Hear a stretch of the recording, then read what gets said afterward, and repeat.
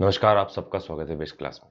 आज हम पढ़े क्लास 10th मैथ्स का के सभी चैप्टर्स के फॉर्मूले, उन चैप्टर के बेसिक और उन चैप्टर से रिलेटेड किस टाइप के क्वेश्चन बन सकते हैं, सारी कंडीशन समझेंगे ना। तो आज का वीडियो बहुत ही इंपॉर्टेंट होने वाला आपके लिए।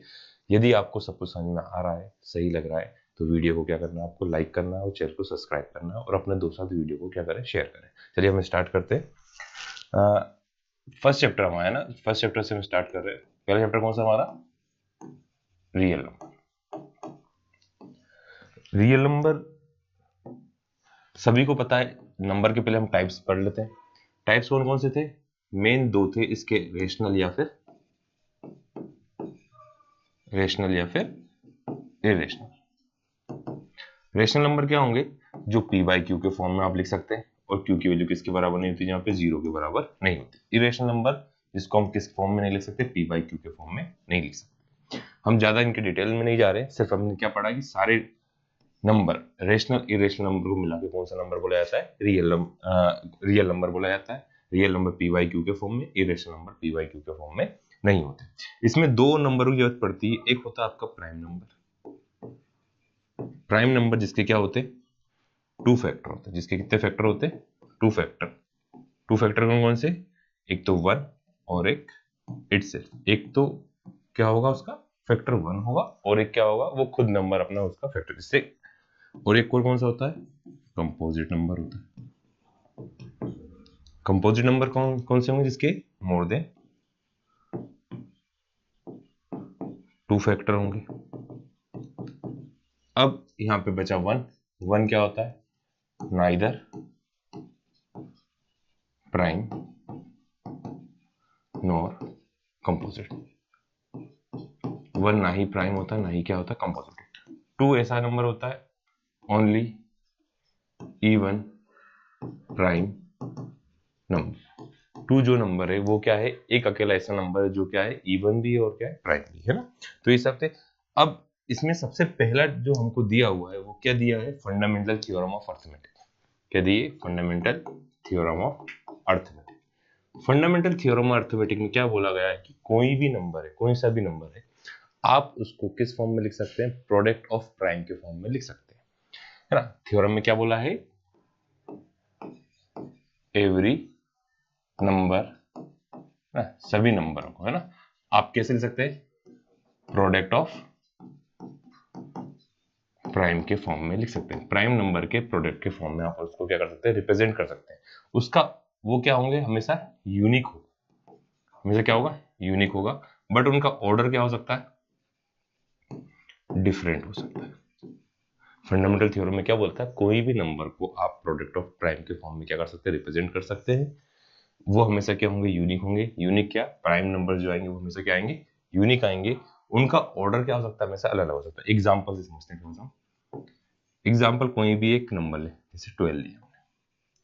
12 को आप क्या लिख सकते हैं? 12 के यदि आप फैक्टर करें तो फैक्टर कैसे करते हैं? फैक्टर भी समझ लेते हैं। 12 सबसे पहले 2 से करा, 2 से कितने टाइम गया? 2 से गया 6 टाइम। फिर 2 से करा हमने, 2 से कितने टाइम गया? 3 टाइम। 3 से 1 टाइम। तो 2 के फैक्टर कितना है? 2 की पावर 2 इंटू, ये किसके फैक्टर आ गए? 12 के फैक्टर आए। अब यहां पर देखो ये क्या है? यूनिक है। 12 की 2 की पावर 2 इंटू 3, ये प्रोडक्ट ऑफ प्राइम, दोनों प्राइम नंबर के प्रोडक्ट के फॉर्म में। अब कोई बच्चे से बोले नहीं उसको 33 का टेबल ज्यादा अच्छे से आता था, तो उसने क्या करा? पहले 3 से करा। 3 से कितने टाइम गया? 6 टाइम। अरे 3 से 6 टाइम कहाँ जाएगा? 3 से कितने टाइम गया? 4 टाइम गया। फिर 2 से 2 टाइम गया, 2 से 1 टाइम गया। तो इसका ऑर्डर अलग अलग हो सकता है, बट ये नंबर हमेशा क्या रहेंगे? यूनिक रहेंगे। ये कौन सी थ्योरम है? फंडामेंटल थ्योरम ऑफ अर्थमेटिक है। ठीक है। और ऐसा पॉज हुआ नहीं? नहीं हुआ। क्या पता होगा? नहीं हुआ। हो गया होगा। हो गया। नहीं तो क्रॉप कर दे। क्या दबा है? प्लस द गेट टिका दे। रुक जा एक मिनट, गेट टिका दो। लाइट यहाँ पे रखी है, कुर्सी क्या है? सब सही दिख रहा है? सब एक नंबर दिख रहा है। ये लाइट ऐसी रखी है तो लाल कुर्सी चमक रही है। आप तो कम ठीक है।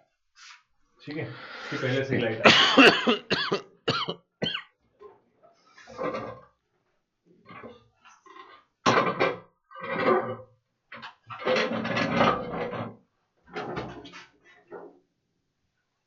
कुर्सी नहीं चमकी है ना। और एक और क्या लाल दिख रहा है, देखना कुछ भी नहीं दिख रहा, ठीक है ना, सब बढ़िया। गेट गया ना,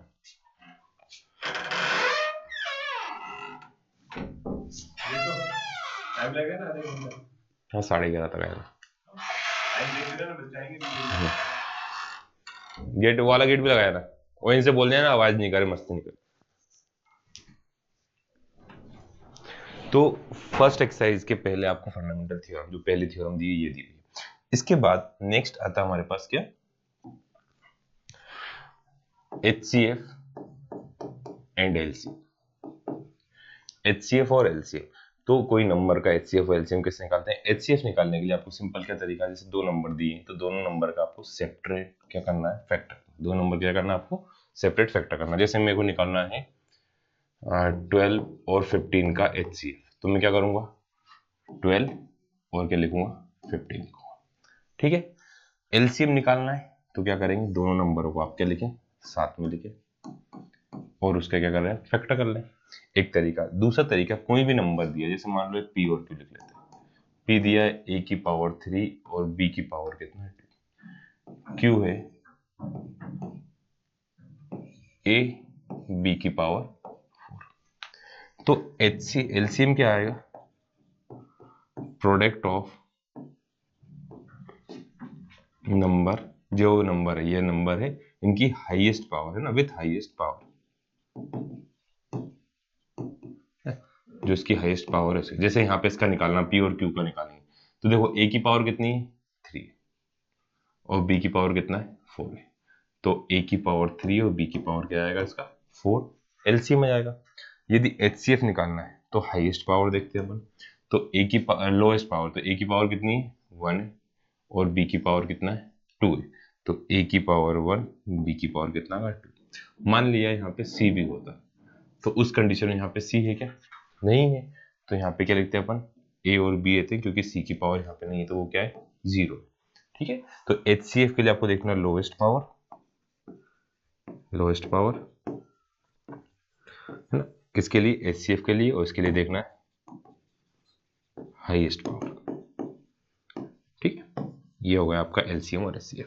इसका रिलेटेड एक फॉर्मूला भी है, कोई भी दो नंबर के लिए HCF इंटू LCM, उन दोनों नंबर को क्या निकाला आपने, HCF और LCM निकाला, वो किसके बराबर हो गया, प्रोडक्ट ऑफ टू नंबर के बराबर हो गया, ठीक है। अब इसके जो क्वेश्चन आते हैं, वर्ड प्रॉब्लम आती है, तो उसमें कंफ्यूजन होता है कि आपको HCF निकालना है LCM निकालना।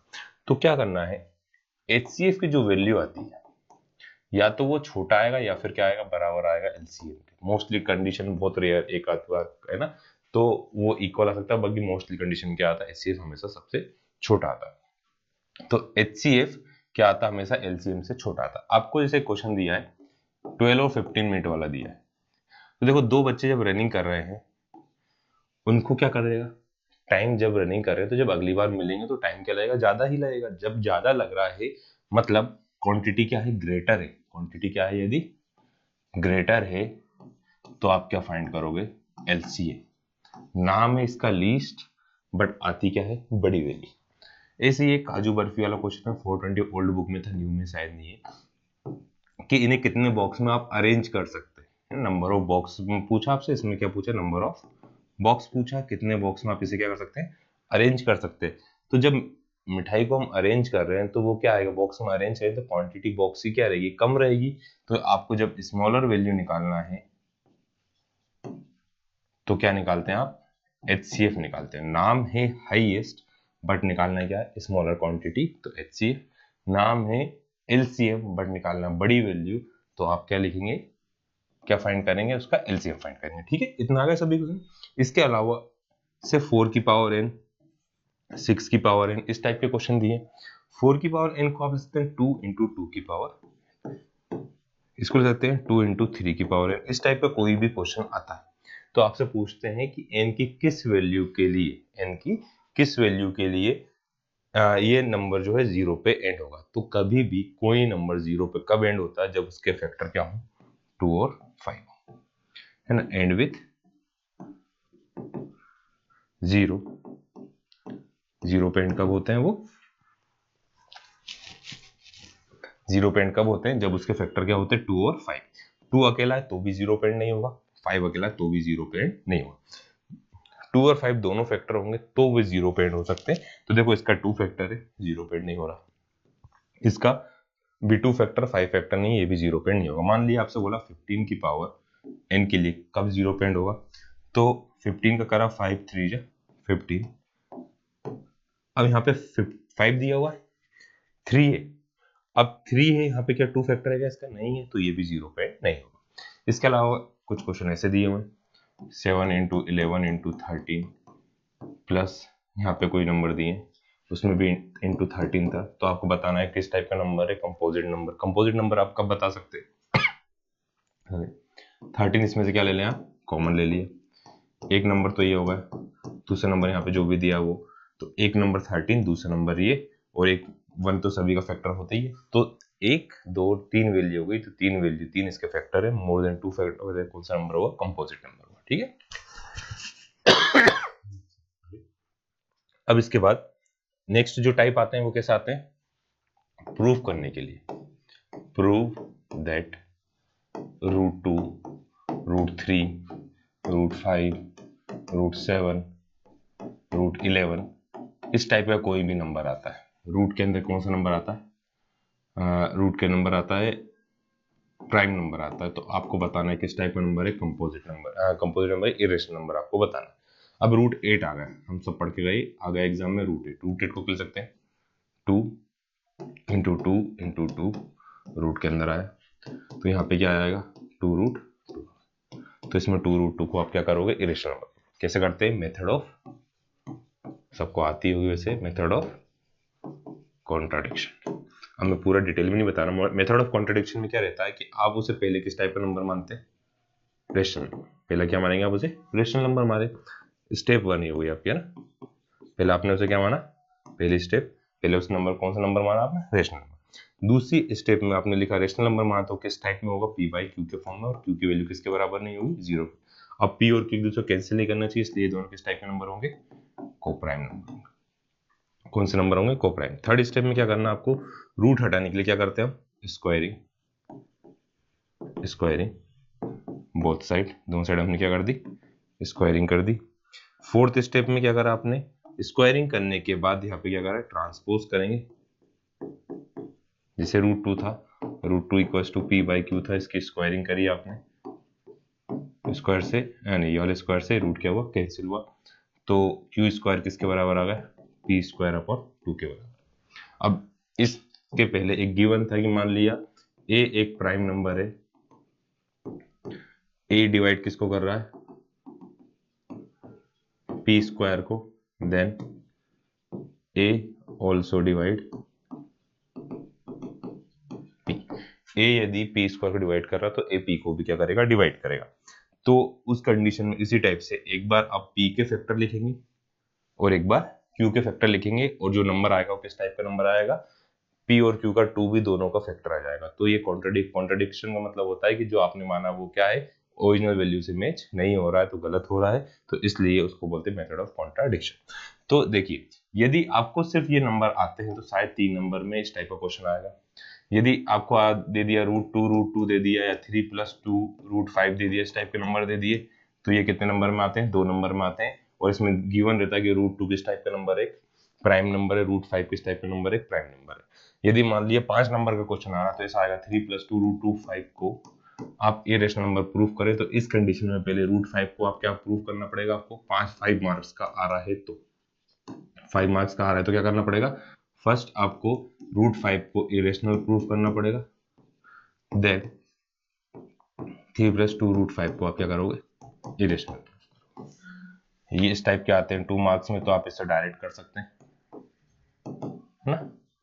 और ये इस टाइप है ना, ये भी वही है, दोनों के टाइप इस टाइप के आ रहे हैं तो क्या करेंगे? उसे डायरेक्ट करेंगे। 2 नंबर में है तो, 5 नंबर में है तो पहले आप उसे √5 को इरेशनल नंबर के फॉर्म में प्रूव करा, फिर उसके हेल्प से आप इसको क्या करेंगे? इरेशनल प्रूव करें। तो चैप्टर फर्स्ट में ये सभी था। अब चैप्टर नंबर 2। अब चैप्टर नंबर 2 और 4 दोनों लगभग सेम है। उसमें क्या है? एक क्वाड्रेटिक इक्वेशन है, क्वाड्रेटिक पॉलिनोमियल। तो दोनों को समझते हैं हम। दोनों को साथ में समझना है, सभी कंडीशन दोनों की जो कि सेम रहती है। इसमें जीरोस अलग से फाइंड करने के लिए आते हैं, थोड़ा सा उसमें कंफ्यूजन होता है। तो क्या क्या कंडीशन आ सकती है, sum of zero, product of zero, graph किस टाइप का आ सकता है, वो सभी समझेंगे ना। तो चैप्टर कौन सा आपका, पॉलिनोमियल के लिए, है ना, और क्वाड्रेटिक इक्वेशन। तो ये दोनों कलर का चल रहा है, इसको भी वाइट कर देते हैं अपन। क्या, पॉलिनोमियल और क्वाड्रेटिक इक्वेशन दोनों के लिए। अब पॉलिनोमियल दिया है तो उसमें लिखा रहेगा पी एक्स, तो इसका मतलब होता है पॉलिनोमियल ऑफ एक्स। ये होता है ए x square plus B x plus c के फॉर्म। इसमें होता है ए x square plus B x plus c equals to 0 होता है। ठीक है, इसमें वैल्यू ऑफ एक्स को बोला जाता है, वैल्यू ऑफ एक्स को क्या बोलते हैं आप, जीरोस। इसमें क्या बोलते हैं वैल्यू ऑफ एक्स को, रूट्स। ठीक है, क्वाड्रेटिक इक्वेशन में इक्वल्स टू में 0 रहेगा, पॉलिनोमियल में, क्वाड्रेटिक पॉलिनोमियल में P X equals to given रहेगा। इसका ग्राफ किस टाइप का बनता है, ग्राफ बनता है, ग्राफ बनेगा इसका पैराबोला। ग्राफ किस टाइप का बनेगा इसका, पैराबोला बनेगा, दोनों का ही है ना। ग्राफ किस टाइप का बनेगा, पैराबोला। पैराबोला क्या होता है, इस टाइप का यू का शेप बनता है, उसे बोलते हैं पैराबोला। ऐसा हो सकता है, ये हो सकता है, इस टाइप का हो सकता है, ये टाइप हो सकता है। ठीक है, अब इन दोनों से रिलेटेड फॉर्मूले, तो पहले मैं इसकी बता रहा हूँ जीरोस के। तो सम ऑफ जीरो क्या होता है, सम ऑफ जीरो होता है आपका अल्फा प्लस बीटा, अल्फा और बीटा कोई दो जीरो होगा तो minus B upon. Product of zero क्या होता है, product of zero alpha into beta C upon, आया ना। फिर क्वाड्रेटिक पॉलिनोमियल, क्यूपी का मतलब क्या है, क्वाड्रेटिक पॉलिनोमियल, क्या लिखते हैं, P X equals to X square minus alpha plus beta X plus alpha into beta. अब देखो ये कंडीशन कब रहेगी, ये कंडीशन कब रहेगी, when sum and product of zero given. जब सम और प्रोडक्ट ऑफ जीरो आपको पहले से दिया है तो आप इसमें पुट कर देंगे। यदि आपको क्वेश्चन में क्या दिए, ओनली जीरो है ना, सिर्फ क्या है, ओनली जीरोस आर गिवन। यदि आपको जीरो दिया तो फर्स्ट क्या करना पड़ेगा आपको, first find sum then product, और उसके बाद इसमें पुट करना। सबसे ज्यादा बच्चों को कंफ्यूजन होता है, कभी कभी क्या करते हैं, दो वैल्यू दी रहती तो उन्होंने दोनों को सम कर दिया, दोनों को प्रोडक्ट करा, उसके बाद पुट करा। क्वेश्चन में पहले से ही उन्होंने लिख के दिया सम और प्रोडक्ट, तो आपको यहाँ पे सम वाली वैल्यू पुट करना है और यहाँ पे प्रोडक्ट वाली वैल्यू पुट करना है। ठीक है, और यदि दो जीरोस दिए तो पहले आप उसका sum of zero product of zero पता करेंगे, फिर इसमें क्या करेंगे, पुट करेंगे। ठीक है, इतना है सभी समझ, sum of zero alpha minus B upon a c upon a. एक और चीज, इसको बोला जाता है कौन सा टर्म, लीनियर टर्म। इसे कौन सा टर्म बोलते हैं, लीनियर टर्म। इसे क्वाड्रेटिक टर्म, और इसे क्या बोलते हैं, कांस्टेंट। ठीक है, आयत में सभी सुनिए। अब इसके बाद क्वाड्रेटिक टर्म के बाद जीरोस कैसे निकालेंगे, number of zeros, number of zeros. अरे यार ये कहां चला गया, इधर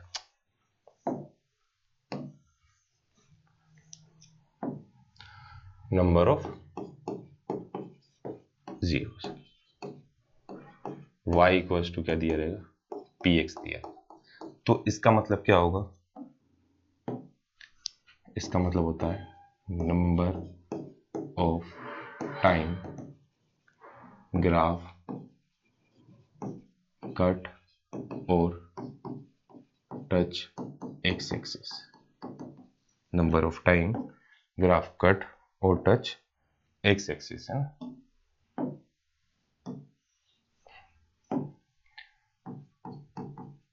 ग्राफ कितनी बार एक्स एक्सिस को टच कर रहा है या उसे कट कर रहा है, उतने नंबर ऑफ क्या होते, नंबर ऑफ जीरो होते।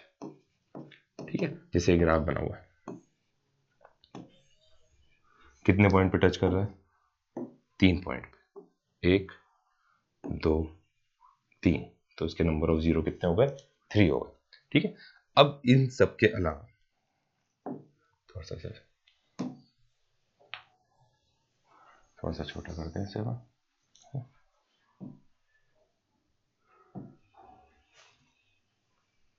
मैं साइड में लिख दिया इसको।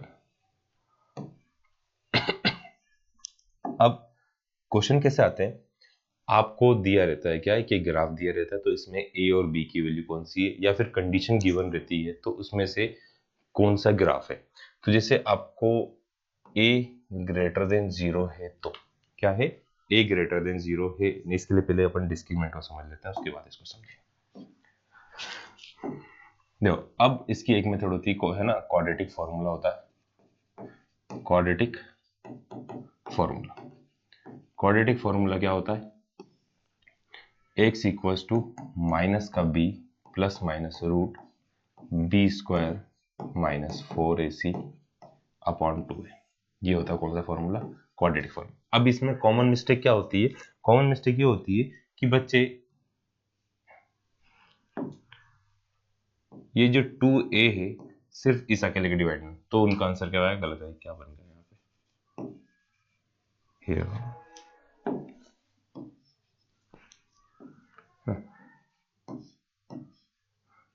तो ये पूरे के डिवाइड में आएगा 2a। ठीक है, अब यहाँ पे बी स्क्वायर माइनस 4ac को कहा जाता है डिस्क्रिमिनेंट, है ना। इसको क्या बोलते हैं? डिस्क्रिमिनेंट। इससे पता चलता है नेचर ऑफ रूट। इससे क्या पता चलता है? Nature of root.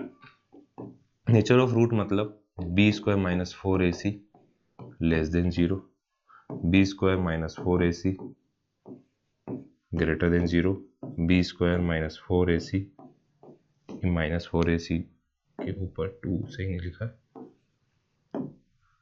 B square minus 4ac equals to 0। मतलब ये क्या आ रहा है? नेगेटिव आ रहा है। ये क्या आ रहा है? नेगेटिव। ये क्या आ रहा है? पॉजिटिव। और ये क्या आ रहा है? इक्वल्स टू 0 आ रहा है। मतलब डिस्क्रीमेंट के लिए इसको और कैसे लिख सकते हैं? d less than 0, d greater than 0 या d इक्वल्स टू 0। अब d लेस देन 0 है तो उसे बोलते हैं नो रियल रूट। क्या बोला जाता है इसे? No real root. इसके कोई भी रियल रूट्स नहीं होंगे। यहाँ पे होंगे रियल एंड डिस्टिंक्ट रूट, और ये क्या होंगे? Real and equal roots. क्या पढ़ा हमने कि क्वाड्रेटिक फॉर्मूला होता है minus B plus minus root B square minus 4ac। अब बी स्क्वायर माइनस 4ac तो पहले आप फाइंड करेंगे, तो वापस यहाँ सॉल्व करने की जरूरत नहीं है। आप इसको और क्या ले सकते हैं? Minus B plus minus root capital D upon 2 है। अब डी कैसे निकालते हैं? डी से पता चलता है, डी को बोलते हैं डिस्क्रीमेंट, डी से पता चलता है नेचर ऑफ रूट। रूट किस टाइप के? डी की वैल्यू यदि स्मॉलर देन 0 मतलब नेगेटिव वैल्यू आ रही है तो उसे क्या बोलेंगे? उसके कोई रियल रूट नहीं, मतलब जो रूट आएंगे वो रियल नंबर नहीं आएंगे। डी की वैल्यू ग्रेटर देन 0 मतलब पॉजिटिव है, तो रियल भी आएंगे और दो अलग अलग टाइप के रूट पर चलेंगे। B square minus 4ac equal to 0 दिया है तो रियल एंड इक्वल रूट। अब जब भी आपको रियल और इक्वल रूट दिए रहे, जब भी आपको रियल और इक्वल रूट दिए रहे, इस टाइप की कंडीशन में आपको फाइंड करना रहता है क्वेश्चन में। फाइंड के वाले क्वेश्चन या कोई और दूसरा वेरिएबल बोल देंगे क्वेश्चन में कि roots are real and equal, then find the value of k या find the value of a, कोई भी एक वेरिएबल देंगे उसका। ठीक है, इतना सब आ गया। अब हम ग्राफ से कैसे पता चलें कि इसके रूट होंगे या नहीं होंगे, तो इसका ग्राफ समझते हैं। जैसे मैंने बताया था a ग्रेटर देन 0 होगा। a ग्रेटर देन 0 मतलब हमेशा ग्राफ किस टाइप का बनेगा? ऊपर की साइड। a ग्रेटर देन 0 के लिए हमेशा ग्राफ का जो ये ओपन रहेगा हमेशा कहाँ रहेगा? ऊपर की साइड रहेगा। a लेस देन 0 है तो ग्राफ हमेशा कहाँ रहेगा? नीचे की साइड। दो चीज हुई क्लियर? a की वैल्यू ग्रेटर देन 0 है तो क्या रहेगा? ऊपर की साइड। a की वैल्यू लेस देन 0 है तो नीचे की साइड। अब पूछ लें कि a इक्वल्स टू 0 हो जाए तो आपकी इक्वेशन क्या होती है? ax square plus bx। अब यदि a 0 होगा तो 0 इंटू एक्स स्क्वायर, तो यहाँ तो 0 बचा। तो ये बन गई क्या, एक लीनियर इक्वेशन। लीनियर इक्वेशन के लिए कर्व नहीं बनेगी, स्ट्रेट लाइन बनेगी, तो इसलिए हमने a इक्वल टू 0 वाली कंडीशन नहीं पढ़ी। तो इतना हुआ क्लियर सभी को कि a की वैल्यू 0 से बड़ी है तो ऊपर की साइड ओपन रहेगा, और a की वैल्यू लेस देन 0 है तो कहाँ रहेगा, नीचे की साइड ओपन रहेगा। अब इसके बाद d क्या था आपका, greater than 0, d equal to 0, d less than 0। अब d इसमें क्या था, two real and distinct root. अब मतलब x की दो वैल्यू आ सकती है, दो वैल्यू मतलब उस ग्राफ, वो ग्राफ x को कितनी बार कट करेगा, दो बार कट करेगा, ठीक। इक्वल टू 0 है तो two real and equal roots, है ना। तो रियल और इक्वल या नहीं भी लिखना टू, क्योंकि दोनों सेम है, एक ही पॉइंट पे टच करेगा, तो ग्राफ इसमें एक ही पॉइंट को क्या करेगा, टच करेगा। इसमें ग्राफ टच ही नहीं करेगा, ठीक है। अब ये तीनों किसका होगा, इसका होगा, है ना। मतलब इनके लिए क्या कंडीशन हो गई कि a greater than 0, a greater than 0, a greater than 0, ठीक है। तो a ग्रेटर देन 0 और स्मॉलर देन, इसके लिए सभी हमने तीन ग्राफ बना दिया। अब a लेस देन दिया होता तो सेम यही बनता, a लेस देन होता तो क्या करते हैं, अपने इसको दूसरे पेज पे बना लेते हैं, या फिर इसको छोटा कर लेते हैं, थोड़ा छोटा कर लेते हैं इसको।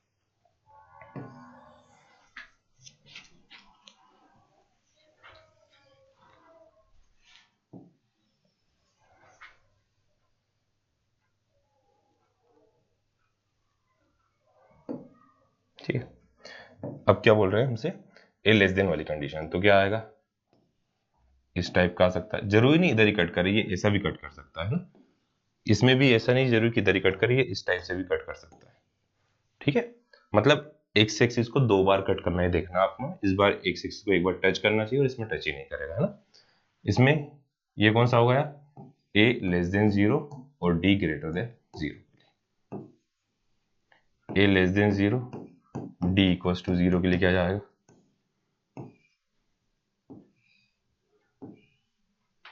या फिर, है ना, और a लेस देन 0, d वो भी क्या है, लेस देन 0। तो ये इस टाइप का कहीं ग्राफ बन जाएगा, मतलब एक्स एक्सिस को टच ही नहीं करेगा, ठीक है। तो ये इसके क्या हुए, ग्राफ हुए। ग्राफ के बाद नेक्स्ट क्या पूछा था इस चैप्टर में, आपको जीरोस की अलग अलग कंडीशन दी रहेगी। हमने पढ़ा सम ऑफ प्रोडक्ट ऑफ जीरो, अब उसके अलावा आपको क्या दे दें, छोटा हो जाए यार, नहीं हो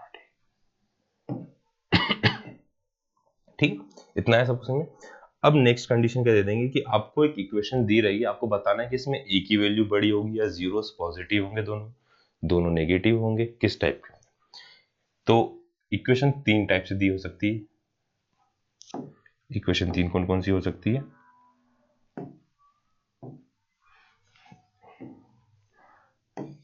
ए x square plus B x plus C, A x square minus B X minus plus का क्या ले लेते हैं C, A x square plus का बी एक्स माइनस का सी, या A x square minus B X minus का C. अब पॉलिनोमियल तो इक्वल टू में पी एक्स लिख लेंगे, क्वाड्रेटिक है तो इक्वल टू में क्या लिख लेंगे, हम जीरो लिख लेंगे। अब आपसे बोले कि इसके जो जीरोस आएंगे वो क्या आएंगे ना, तो मैं यहाँ पे क्या लिख रहा हूँ, जीरोस क्या आएंगे। उससे पहले हम समझते हैं दो नंबर, टू जो नंबर लेते हैं हम फैक्टर करने के लिए, किसके लिए, फैक्टर करने के लिए दो नंबर लेते हैं, वो कौन कौन से लेंगे, उसकी हेल्प से आप जीरो समझ लेंगे। देखो जब हम इसके फैक्टर करते हैं तो पॉजिटिव का साइन है, तो पॉजिटिव का साइन मतलब दोनों की दोनों वैल्यू आप क्या लेते हैं, पॉजिटिव लेते हैं, दोनों वैल्यू क्या लेंगे आप उस कंडीशन में, दोनों वैल्यूज कंडीशन में क्या लेते हैं आप, ये ग्रेटर के लिए जी लिखा मैंने और स्मॉलर के लिए एस लिखा, दोनों वैल्यू क्या लेते हैं, पॉजिटिव लेते हैं। जो भी ये नंबर है उसके अपोजिट आएंगे आपके जीरोस, दोनों प्लस के साइन है तो आप क्या लेंगे, दोनों नंबर पॉजिटिव लेते हैं। एक नेगेटिव और एक क्या है, पॉजिटिव, तो ये क्या आता है, प्रोडक्ट आता है, ये क्या आता है, प्रोडक्ट आता है। तो प्रोडक्ट वाली वैल्यू प्लस कब हो सकती है, या तो दोनों पॉजिटिव या फिर दोनों नेगेटिव। अब यहाँ पे साइन किसका आता है, हमेशा बड़े वाले नंबर का आता है, मतलब बड़ा वाला नंबर तो क्या होगा, नेगेटिव होगा। तो यहाँ दोनों सेम होना चाहिए, यहाँ पे दोनों क्या हो रहे हैं, सेम। प्लस है तो मतलब दोनों नंबर क्या रहेंगे आपके, सेम टाइप के रहेंगे। तो देखो ये दोनों पॉजिटिव थे तो ये दोनों क्या हो गए आपके, नेगेटिव हो गए। अब ये साइन किसका आता है, हमेशा ग्रेटर नंबर का आता है, तो यहाँ पे इसलिए पॉजिटिव और क्या आ गया, नेगेटिव। अब ये बड़े वाले नंबर का साइन है, यहाँ पे क्या आएंगे दोनों, अब डिफरेंट होंगे तभी तो क्या आ रहा है, डिफरेंट होंगे तभी तो क्या आ रहा है, नेगेटिव आ रहा है। तो दोनों डिफरेंट है तो ये पॉजिटिव है तो क्या आएगा, नेगेटिव। और यहाँ पे ग्रेटर नंबर का साइन था तो ये नेगेटिव है, तो ये भी क्या है, नेगेटिव, तो ये वाला क्या है, पॉजिटिव। इस चीज को एक बार फिर से समझो, जिससे आपको आसानी रहेगी फैक्टर लेने में। जैसे दो नंबर के फैक्टर करते हैं तो कौन कौन से दो नंबर ले, कौन से को पॉजिटिव ले, कौन से को नेगेटिव ले, उसमें कॉमन मिस्टेक होती है। देखो हमारे जो कांस्टेंट के आगे वाले साइन होते हैं वो क्या आता है प्रोडक्ट करने पे, क्योंकि x square minus alpha plus beta plus alpha into beta, यहाँ पे लिख लेते हैं अपन उसे भी, ए एक्स स्क्वायर, नहीं ये नहीं, x square minus alpha plus beta plus alpha into beta. तो ये आता है प्रोडक्ट पे। तो प्रोडक्ट का साइन प्लस का कब आता है, दोनों वैल्यू या तो पॉजिटिव होती है या दोनों वैल्यू नेगेटिव होती है। तो ये दोनों के लिए सेम साइन आना चाहिए प्रोडक्ट वाले पे, तो दोनों या तो नेगेटिव आएंगे, दोनों या तो क्या आएंगे, पॉजिटिव आएंगे। अलग अलग साइन, नेगेटिव का साइन आ रहा है तो एक नेगेटिव और एक क्या होगा, पॉजिटिव होगा। अब जो आगे नंबर है तो वो क्या प्लस करने पे आना चाहिए, अल्फा प्लस बीटा लिखा है तो ये बड़े वाले नंबर का साइन आता है। ये कौन सा आता है, हमेशा ग्रेटर नंबर का। तो प्लस है तो ग्रेटर नंबर प्लस, माइनस है तो ग्रेटर नंबर माइनस, प्लस है तो ग्रेटर नंबर प्लस और माइनस है तो ग्रेटर नंबर माइनस। अब आपसे पूछा नेचर ऑफ जीरो, जीरोस क्या होंगे इसके, दोनों जीरो पॉजिटिव होंगे, दोनों जीरो नेगेटिव होंगे। तो दोनों जीरो दो फैक्टर लिए, दोनों पॉजिटिव, तो जीरोस क्या आएंगे उसके दोनों नेगेटिव, जीरोस क्या आएंगे उसके दोनों नेगेटिव। तो दोनों वैल्यू क्या आएगी इस कंडीशन में, यहाँ पे बोथ नेगेटिव। अब क्वेश्चन में बोल सकते हैं कि दोनों नंबर नेगेटिव है तो इक्वेशन किस टाइप की बनेगी, इक्वेशन इस टाइप की बनेगी। दोनों क्या है, नेगेटिव है तो दोनों वैल्यू क्या हो जाएगी, पॉजिटिव। क्यों आ जाती है जीरो, जैसे आपने x प्लस टू आया आपका, तो जब जीरोस निकालोगे तो प्लस का टू इधर जाएगा तो किसका आएगा, माइनस का, इसलिए इनके साइन अपोजिट हो रहे हैं। यहाँ पे बड़ा वाला किसका, नेगेटिव, छोटा वाला पॉजिटिव, यहाँ पे बड़ा वाला पॉजिटिव, छोटा वाला नेगेटिव। तो जीरोस पूछेंगे आपको, मोस्टली टाइम क्या पूछा जाता है, जीरोस। ये फैक्टर करने में क्या रहते हैं, हेल्पफुल रहते हैं। ठीक है, इतना है समझ में। अब इसके बाद अगली कंडीशन क्या है, दो चैप्टर हम साथ में पढ़ रहे हैं इसलिए थोड़ा सा ज्यादा है। ये नेक्स्ट की अल्फा प्लस बीटा पढ़ा हमने, अल्फा माइनस बीटा पढ़ा। अब इसके अलावा दूसरी वैल्यू हो जाती है, तो मैंने पहले एक इक्वेशन लिखी। इक्वेशन क्या लिखी, a x square plus B x plus c, ये इक्वेशन लिखी है ना, पॉलिनोमियल लिखा पी एक्स इक्वल। तो इसके सम ऑफ जीरो क्या, पहले स्टार्टिंग और फर्स्ट से सम क्या आएगा, alpha plus beta equals to minus B upon. Second product, product क्या आया, alpha into beta C upon, इतना आ गया। ये दोनों तो हमने पढ़ा हुआ, बट इसमें और बहुत सारी अलग कंडीशन पूछ लेते हैं। थोड़ी सी आवाज तबीयत सही नहीं है इसलिए सही नहीं आ रही होगी शायद। अब ये दो पढ़ना, तीसरी कंडीशन क्या पूछ लिया आपसे, alpha square plus beta square पता हो, क्या बताना आपको, alpha square plus beta square. तो आपको तो पता ही है, तो इसमें जीरोस कभी भी फाइंड नहीं करना। सबसे कॉमन मिस्टेक बच्चे यही करते हैं कि जीरोस क्या कर लेते हैं, फाइंड कर लेते हैं। तो यहाँ पे क्या आएगा, अल्फा प्लस बीटा का whole square minus two alpha beta. अब देखो यहाँ पे सम ऑफ जीरो लिख दो, यहाँ प्रोडक्ट। ये कैसे बना फॉर्मूला, थोड़ा सा बता देता हूँ। ए प्लस बी का होल स्क्वायर का फॉर्मूला होता है a square plus two a B plus B square. अब प्लस वाले को ले आए, इस साइड ले आए तो किसका होगा, माइनस होगा। नेक्स्ट पूछा जाता है आपसे थर्ड का फोर्थ वाली कंडीशन, अल्फा माइनस बीटा। अब अल्फा माइनस बीटा कैसे पता करें, अब आपको तो ए प्लस बी का होल स्क्वायर पता है, ए माइनस बी का भी होता है। ए माइनस बी का क्या होता है, a square plus B square minus 2ab। अब इसकी वैल्यू भी हमने पता करी, क्या निकाली इसकी वैल्यू, a प्लस बी का होल स्क्वायर माइनस 2ab, और एक और 2ab पहले से हमारे पास, तो क्या आ गया, अब इसको हटेगा तो क्या जाएगा, रूट के अंदर अल्फा प्लस बीटा का whole square minus 4 alpha beta आया। इसका फोर्थ का फिफ्थ है, पावर दे दी अल्फा की पावर क्यूब प्लस बीटा की पावर, तो इसमें क्या आएगा, alpha plus beta, alpha square plus beta square plus alpha beta, plus नहीं यहाँ पे आएगा माइनस अल्फा बीटा। ठीक है, यह सिक्स्थ वाली condition, 1 upon alpha plus 1 upon beta दे दिया, तो यहाँ एलसीएम ले लो, beta plus alpha upon alpha into beta. Seventh condition, 1 upon alpha minus 1 upon beta दे दिया, तो beta minus alpha upon alpha into beta. अब इसकी वैल्यू हम ऊपर से निकाल लेंगे, थोड़ा सा रफ करते हैं।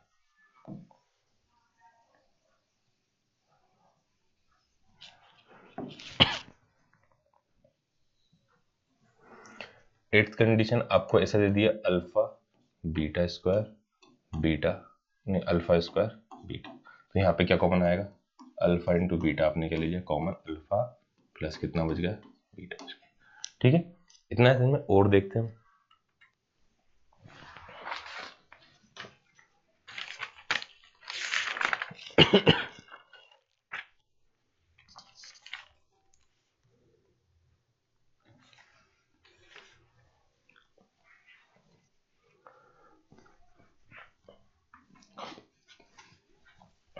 इसके बाद एक नाइन्थ वाली कंडीशन देख लेते हैं। आपको पावर 4 दे दी, अल्फा की पावर 4, बीटा की पावर क्या दे दी, 4 दे दी, अल्फा की पावर 4 और बीटा की पावर 4 है। तो देखो पावर 4 वाले को आप इस फॉर्म में लिखे, यहाँ पे क्या आएगा, अल्फा स्क्वायर का होल स्क्वायर बीटा स्क्वायर का होल स्क्वायर, तो इसमें ये वाला फॉर्मूला लगा दें। अब ए की जगह अल्फा किया कितना जाएगा, alpha square plus beta square का whole square minus 2 alpha beta का, ये पावर क्या आई 4। तो कोई भी आपको इस टाइप की कंडीशन दे तो उसको अल्फा प्लस बीटा के फॉर्म में और अल्फा इंटू बीटा के फॉर्म में पहले कन्वर्ट करें। जैसे मेरे को एक और कंडीशन ध्यान आ गई, अब ऐसा दे दिया, अल्फा की पावर 3 बीटा की पावर 4, बीटा की पावर, अल्फा की पावर 4 बीटा की पावर 3, इसमें क्या आएगा, अल्फा क्यूब बीटा क्यूब क्या आ गया बाहर आया। अब अल्फा प्लस बीटा, अब अल्फा क्यूब बीटा क्यूब नहीं मालूम तो इसको तो आप ऐसा लिख सकते हैं। तो कोई भी कंडीशन दे आप उसे अल्फा प्लस बीटा के फॉर्म में क्या करें, कन्वर्ट करें, और अल्फा इंटू बीटा के फॉर्म में कन्वर्ट करें, उसके बाद उसे क्या करें, फाइंड करें। हो सकता है एलसीएम देखिए, तो कभी भी जीरोस फाइंड नहीं करना है आपको, इन दोनों कंडीशनों का क्या करना है, सिर्फ यूज करना है। ठीक है, आया सभी को इतना समझ। एक आध कंडीशन और करेंगे बात, चलो ठीक है, इतनी है ना।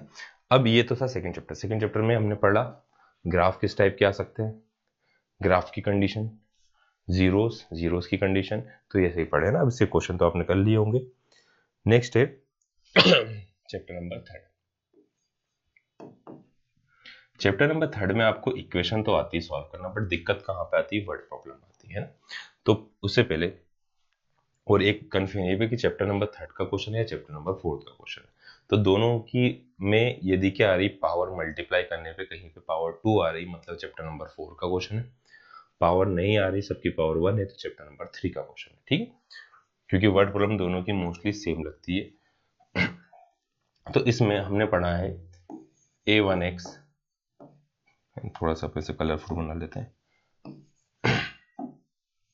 एक ही कलर देते हैं, टाइम कम करते हैं। a1x plus b1y plus c1 equals to 0, a2x plus b2y plus c2 equals to 0। ठीक है, इतना है। अब यहाँ पे इसके नेचर, ये किसका ग्राफ बनाती, इसे बोलते हैं लीनियर इक्वेशन। इसे कौन से बोलते हैं हम, लीनियर इक्वेशन। इसकी डिग्री कितनी होती है, डिग्री होती कितनी, 1। उसके डिग्री के बाद इसका ग्राफ कैसे बनता है, ग्राफ बनता है एक लाइन, है ना, ग्राफ में हमें से क्या बनेगी, एक लाइन बनेगी। अब जब एक के लिए ऐसा है तो दो के लिए दो लाइन बनेगी। दो लाइन किस टाइप की हो सकती है, तो A1/A2 यदि नॉट इक्वल टू आया, अरे यार, A1/A2 नॉट इक्वल आया B1/B2 के, यही हो सकता है A1/A2 तो इक्वल आ गया बट C वाली वैल्यू इक्वल नहीं आई, या फिर ये सकता तीनों की तीनों क्या आ जाए, इक्वल आ जाए। A1/A2 not equals to B1/B2, A1/A2 equals to आ गया B1/B2 बट नॉट इक्वल है C। अब इसमें तो हमने चेक ही नहीं करा क्योंकि जब पहले ही नॉट इक्वल है तो आगे चेक करने की जरूरत नहीं है। ये किस टाइप की लाइन बनेगी,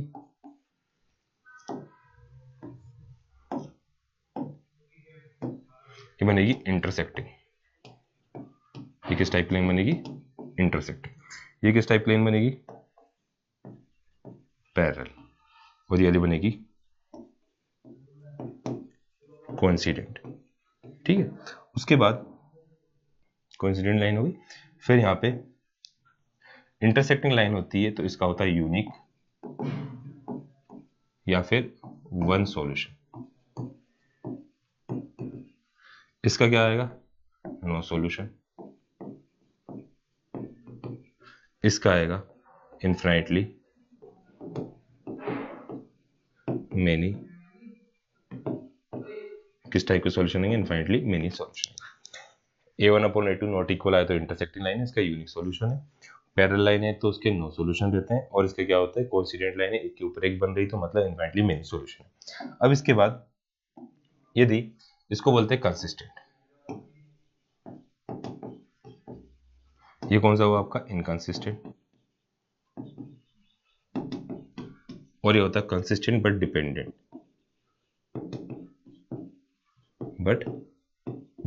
ठीक है। कैसे मतलब इसका सॉल्यूशन निकल रहा है वो कंसिस्टेंट, इसका सॉल्यूशन नहीं निकल रहा उसको बोलते हैं हम कौन सा, इनकंसिस्टेंट बोलते हैं। ठीक है, इतना समझ। चैप्टर नंबर 3 में यही सब है। अब थोड़ी सी वर्ड प्रॉब्लम में जो आते हैं वर्ड्स उसमें कंफ्यूजन होता है। तो यदि एज वाले क्वेश्चन आपको आ रहे हैं तो उसमें एगो वगैरह इन सब में कंफ्यूजन होता है। तो यदि वाज वेयर लिखा हुआ है, वाज वेयर लिखा है तो पास्ट की बात कर रहे हैं, पास्ट की बात कर रहे हैं मतलब वहां पर क्या करना है, माइनस करना है। शाल विल लिखा है तो नेक्स्ट पेज पे कर लेते हैं। यहाँ पे क्या लिखा है, यदि वाज वेयर लिखा है तो आपसे किसकी बात कर रहे हैं, वो पास्ट की बात करें, पास्ट की बात में आपको क्या करना है, माइनस करना है। शाल विल लिखा है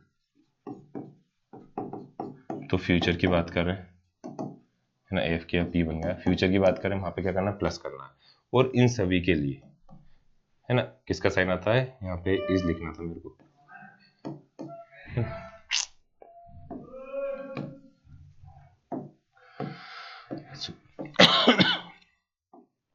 शाल, है ना, तो ये सब दिया तो इसके लिए हमेशा कौन सा साइन करते हैं, आप इक्वेशन बनाते टाइम किसका साइन करोगे, इक्वल टू का यूज करोगे। एक होता है अप स्ट्रीम में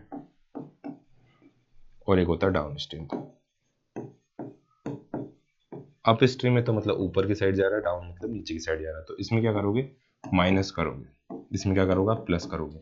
ये मोस्ट टाइम बोट वाली कंडीशन होगी। तो यहाँ पे क्या आएगा, बोट आएगी, पहली वाली वैल्यू बोटल हो गई, बोटल नहीं बोट, है ना। यहाँ पे क्या है, बोट, और इधर क्या आएगी आपका वाटर या स्ट्रीम की स्पीड आएगी। ठीक है, ये हुआ। टाइम और वर्क में तो डिफरेंस इन टाइम दिया है, तो डिफरेंस इन टाइम दिया है तो क्या करोगे आप, T1 माइनस T2 करोगे। T1 क्या आएगा, या गिवन टाइम आएगा। यहाँ पे T1 माइनस T2 करा आपने, तो इस कंडीशन में जो डिनोमिनेटर में आएगा, डिनोमिनेटर क्या आएगा यहाँ पे स्मॉलर रहेगा, और ये वाला क्या रहेगा, हमेशा ग्रेटर रहेगा, है ना। क्योंकि छोटे नंबर से आप डिवाइड करते हो तो वैल्यू क्या आती है, बड़ी आती है, बड़े नंबर से डिवाइड करते हो वैल्यू क्या आएगी, छोटी रहेगी। तो हमेशा ये पॉजिटिव वैल्यू है तो ये वाली वैल्यू छोटी होना, बड़ी होना चाहिए, और ये वाली वैल्यू क्या होनी चाहिए, छोटी होनी चाहिए। तो इस टाइप के क्वेश्चन आते हैं। ठीक है, तो ये आपको चैप्टर नंबर 3 कहते हैं। अब आपको एलिमिनेशन, सब्स्टिट्यूशन मेथड और ग्राफिकल मेथड तो अच्छे से आती होगी। एलिमिनेशन मेथड में क्या करना पड़ता है, साइन का ध्यान रखना आपको। जब भी आप साइन चेंज कर रहे हो तो नीचे वाला जो साइन है वो यूज होगा, जो बीच वाला साइन है उसका यूज कुछ भी नहीं होगा। जैसे ऐसा लिखा हुआ है x + 2y equals to 5, x minus Y equals to 2 लिख दिया है। तो जब हम इसके साइन चेंज कर रहे हैं इसके हमने क्या करे, साइन चेंज करे, जैसे मेरे को x को एलिमिनेट करना तो ये माइनस करा, माइनस वाली वैल्यू क्या होगी प्लस की, और प्लस वाली वैल्यू किसकी माइनस। अब इस साइन का कुछ भी यूज नहीं है, इसे भूल जाओगे, यहाँ पे कुछ ऐसा भी था, है ना। तो साइन चेंज करते टाइम इस चीज का आपको क्या करना, ध्यान रखना। सब्स्टिट्यूट करते टाइम जब भी आप ट्रांसपोज करेंगे तो पूरी वैल्यू के मल्टीप्लाई में होगी वही वैल्यू कहाँ जाएगी, डिवाइड में जाएगी, या फिर पूरी वैल्यू के डिवाइड में होगी वही वैल्यू कहाँ आएगी, इक्वल्स टू में आएगी। ये मान लो यहाँ प्लस का 3 लिख के दे दिया, इसके डिवाइड में नहीं, तो पहले आपको इसमें भी इसका क्या करना पड़ेगा, इनटू करना पड़ेगा ना। तो इन सब चीजों को क्या करना, बहुत ध्यान रखना आपको। फाइंड द वैल्यू ऑफ के वाले क्वेश्चन भी है, ओल्ड बुक में थे वो एग्जाम्पल थे, तो उसमें क्या करना था, आपको के की वैल्यू पता करनी थी। जब आपको क्या गिवन थे कि किस टाइप के जो एक्स की वैल्यू है वो, कि यहाँ पे एक्स आ रहा है कंसिस्टेंट है, ये इनकंसिस्टेंट है, या फिर पैरेलल लाइन दी हुई है, इंटरसेक्टिंग लाइन दी है, तो लाइन की कंडीशन की हेल्प से a1/a2 b1/b2 c1/c2 पुट करके उस कंडीशन में से आप क्या फाइंड करें, की वैल्यू फाइंड करें। ठीक है, नेक्स्ट है चैप्टर नंबर 5। चैप्टर नंबर 5 में इतना ज्यादा कुछ है नहीं, सिर्फ 3 फॉर्मूले हैं। चैप्टर नंबर 5 में आपको क्या है, इसका नाम है एपी। सबसे पहले तो ए प्लस डी, ए प्लस डी, ए प्लस 2d, इस टाइप से बढ़ता है। लास्ट वाली वैल्यू बोलते हैं ए प्लस, ये क्या होगा, ए प्लस n-1 डी। तो यहाँ पे फर्स्ट टर्म लिखिए, क्या लिख रहे हैं अपन, a d a n s n के 2 फॉर्मूले लिखेंगे। तो सभी फॉर्मूले के लिए देखो, ए होता है आपका क्या, फर्स्ट टर्म होता है, डी कॉमन डिफरेंस होता है, डी कॉमन डिफरेंस है आपका, तो इसे कैसे निकालते हैं, सेकंड में से किसको माइनस करते हैं, फर्स्ट को, या 2 कॉन्जिक्यूटिव। अब डी क्या है, नेगेटिव वैल्यू, ये किस टाइप की वैल्यू है, नेगेटिव है, तो डिक्रीज होगी हमारी, है ना, जो सीरीज है वो क्या होगी, डिक्रीज होगी। और ये डी क्या है, पॉजिटिव है, तो क्या हो रही है, इंक्रीज हो रही है।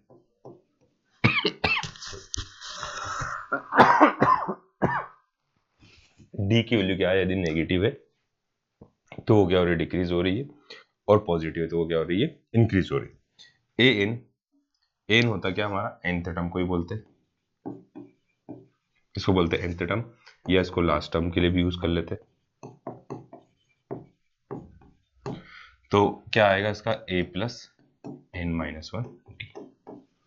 n होता है नंबर ऑफ टर्म्स, हमेशा किस टाइप का नंबर रहेगा, नेचुरल नंबर, हमेशा कौन सा नंबर रहेगा, ये नेचुरल नंबर रहेगा। Sn होता है sum of n term, sum of कौन सा हुआ, n टर्म। इसके 2 फॉर्मूले होते हैं, n/2 2a plus n-1 d। जब आपको क्या पता हो, when d गिवन हो, और n/2 और a प्लस l जब आपको क्या पता हो, when लास्ट टर्म गिवन। इसके बाद इसमें थोड़ा सा और जो यूज होता है वो क्या है,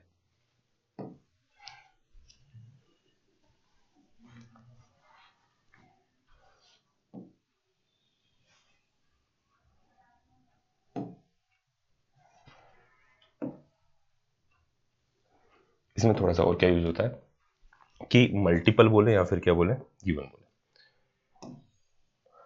मल्टीपल और डिविजिबल बाय, तो जो भी नंबर का आपसे मल्टीपल है, मल्टीपल ऑफ 5 बोलते हो d5 होगा, मल्टीपल ऑफ 8 बोला तो मल्टीपल ऑफ 8 के लिए मतलब इसका d क्या होगा, 8 हो जाएगा। डिविजिबल बाय 8 बोले तो डिफरेंस क्या आएगा, d आएगा। तो जो भी जिस भी नंबर का मल्टीपल या डिविजिबल बाय बोल रहे हैं वो उसका क्या होगा, कॉमन डिफरेंस होगा। d इक्वल्स टू कितना हो, 0 हो, तो उसका कोई भी टर्म निकालने के लिए बोले हमेशा क्या रहता है, an इक्वल्स टू a के बराबर होता है। d इक्वल्स टू 0 है तो an इक्वल्स टू क्या होगा, हमेशा a होगा। इसके बाद इसमें और ना, आपको फ्रॉम लास्ट टर्म बोले, फ्रॉम लास्ट टर्म बोल रहे हैं।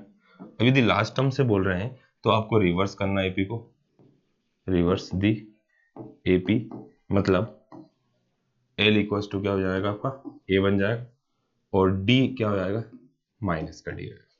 रिवर्स का मतलब क्या हो रहा है, लास्ट टर्म आपका फर्स्ट टर्म बन रहा है और जो कॉमन डिफरेंस है उसका साइन क्या कर रहे हैं आप, चेंज कर रहे हैं, माइनस है तो प्लस वाला, प्लस है तो माइनस वाला। ठीक है, ये सब है, ये था हमारा एपी के। अब चैप्टर नंबर, इसका कौन चैप्टर आपका, चैप्टर नंबर 6। चैप्टर नंबर 6 क्या है, ट्रायंगल्स है। तो ट्रायंगल्स के लिए अभी ज्यादा हमने थोड़ा सा 2 थ्योरम इसमें पहले दी आपको, बेसिक प्रोपोर्शनल थ्योरम है ना, या फिर उसे थेल्स थ्योरम भी बोलते हैं, है ना, थेल्स थ्योरम भी बोले, या फिर कंडीशन थ्योरम जो 6.1 है उसे पढ़ना आपको। इसमें क्या गिवन है, सिमिलर ट्रायंगल का मतलब तो आपको सबको पता ही है, तो हम इसके बाद जो 3 थ्योरम उसमें यूज करेंगे। कोई एक ट्रायंगल है, उसमें एक लाइन जो है वो 2 साइड को जो इंटरसेक्ट कर रही है, थर्ड साइड की क्या आ रही है, पैरेलल आ रही है। तो इसको प्रूव करने के लिए क्या कराया था, पूरी से परपेंडिकुलर ड्रॉ करी, इधर इसको क्या करी, परपेंडिकुलर ड्रॉ करी, इसकी नेमिंग कर दी ए बी सी डी और ई। ये होगा आपके पॉइंट क्या, एम और E। तो इसको हम शॉर्ट में समझते हैं, इन दोनों को आपस में क्या कर दिया हमने, ज्वाइन कर दिया। ठीक, तो थ्योरम में क्या था, आपको क्या प्रूफ करना था कि ए से कहां गए डी और डी से कहां गया बी, ए से कहां गया ई और ई से कहां गया सी। तो शॉर्ट में कैसे प्रूफ करें, आपको एरिया ऑफ ट्रायंगल का फॉर्मूला यूज करना पड़ेगा। एरिया ऑफ ट्रायंगल क्या था, half base into height, half base into height होगा। तो ऊपर की साइड ट्रायंगल है ए डी ई और नीचे की साइड है ट्रायंगल बी डी ई, है ना। ऊपर है ट्रायंगल, ये वाली साइड का पहले अपन एक साइड ये वाली साइड प्रूफ करेंगे, फिर वाली साइड करेंगे। तो शॉर्ट में बता रहा हूं, पहले दोनों ट्रायंगल निकाला, तो एरिया निकालने का फॉर्मूला लिखें, क्या होता है फॉर्मूला, 1/2 बेस इंटू हाइट। अब बेस आप जिसको प्रूफ कर रहे हो वही आएगा, तो बेस क्या आएगा, AD अपॉन DB। और हाइट क्या है, इस साइड एक ही हाइट है, 90 डिग्री परपेंडिकुलर बनाई आपने, तो ME क्या आ गई, दोनों की हाइट आ गई। अब ये दोनों क्या हुआ आपस में कैंसिल होगा, 1/2 से 1/2, ME से ME क्या हुआ कैंसिल। तो आपका क्या आ गया, AD अपॉन DB। इसको फर्स्ट लिख लेना। सेम ऐसे ही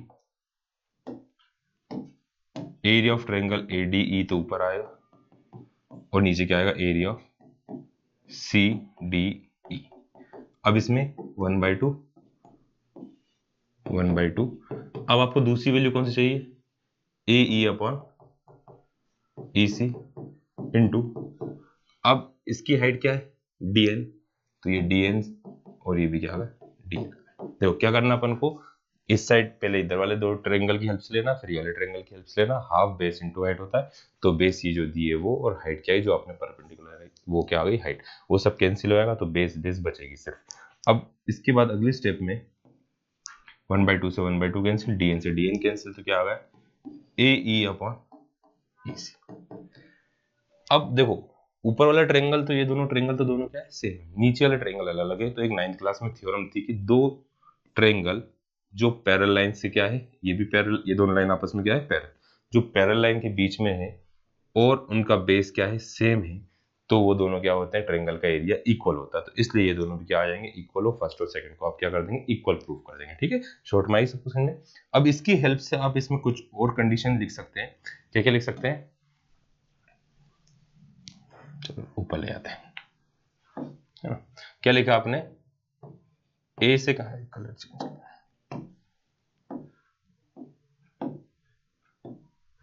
क्या गए, ए से पहले कहां गया आप D, और D से कहां गया B, ए से कहां गए आप E और E से कहां गए C। अब इसकी हेल्प से आपको बोले कि आप ये प्रूफ करो, ए से कहां गए आप D और ए से कहां गया B इक्वल टू ए से कहां गया आप E और ए से कहां गया C। अरे क्या होगा AC। तो क्या करना पड़ेगा, दोनों में आप इसको पहले रिवर्स करें, ऑर्डर चेंज करें और दोनों में 1 को प्लस कर दे, तो A से D और D से B मिला के क्या बन जाएगा AB, A से E और E से C बना क्या बन जाएगा AC आएगा। फिर इसके अलावा ये हो सकता है कि AB upon DB equal to AC upon EC, है ना। तो ये सब इसी थ्योरम की हेल्प से आप क्या करेंगे पता करेंगे। फिर इसकी कन्वर्स थ्योरम, इसकी कन्वर्स थ्योरम में क्या है,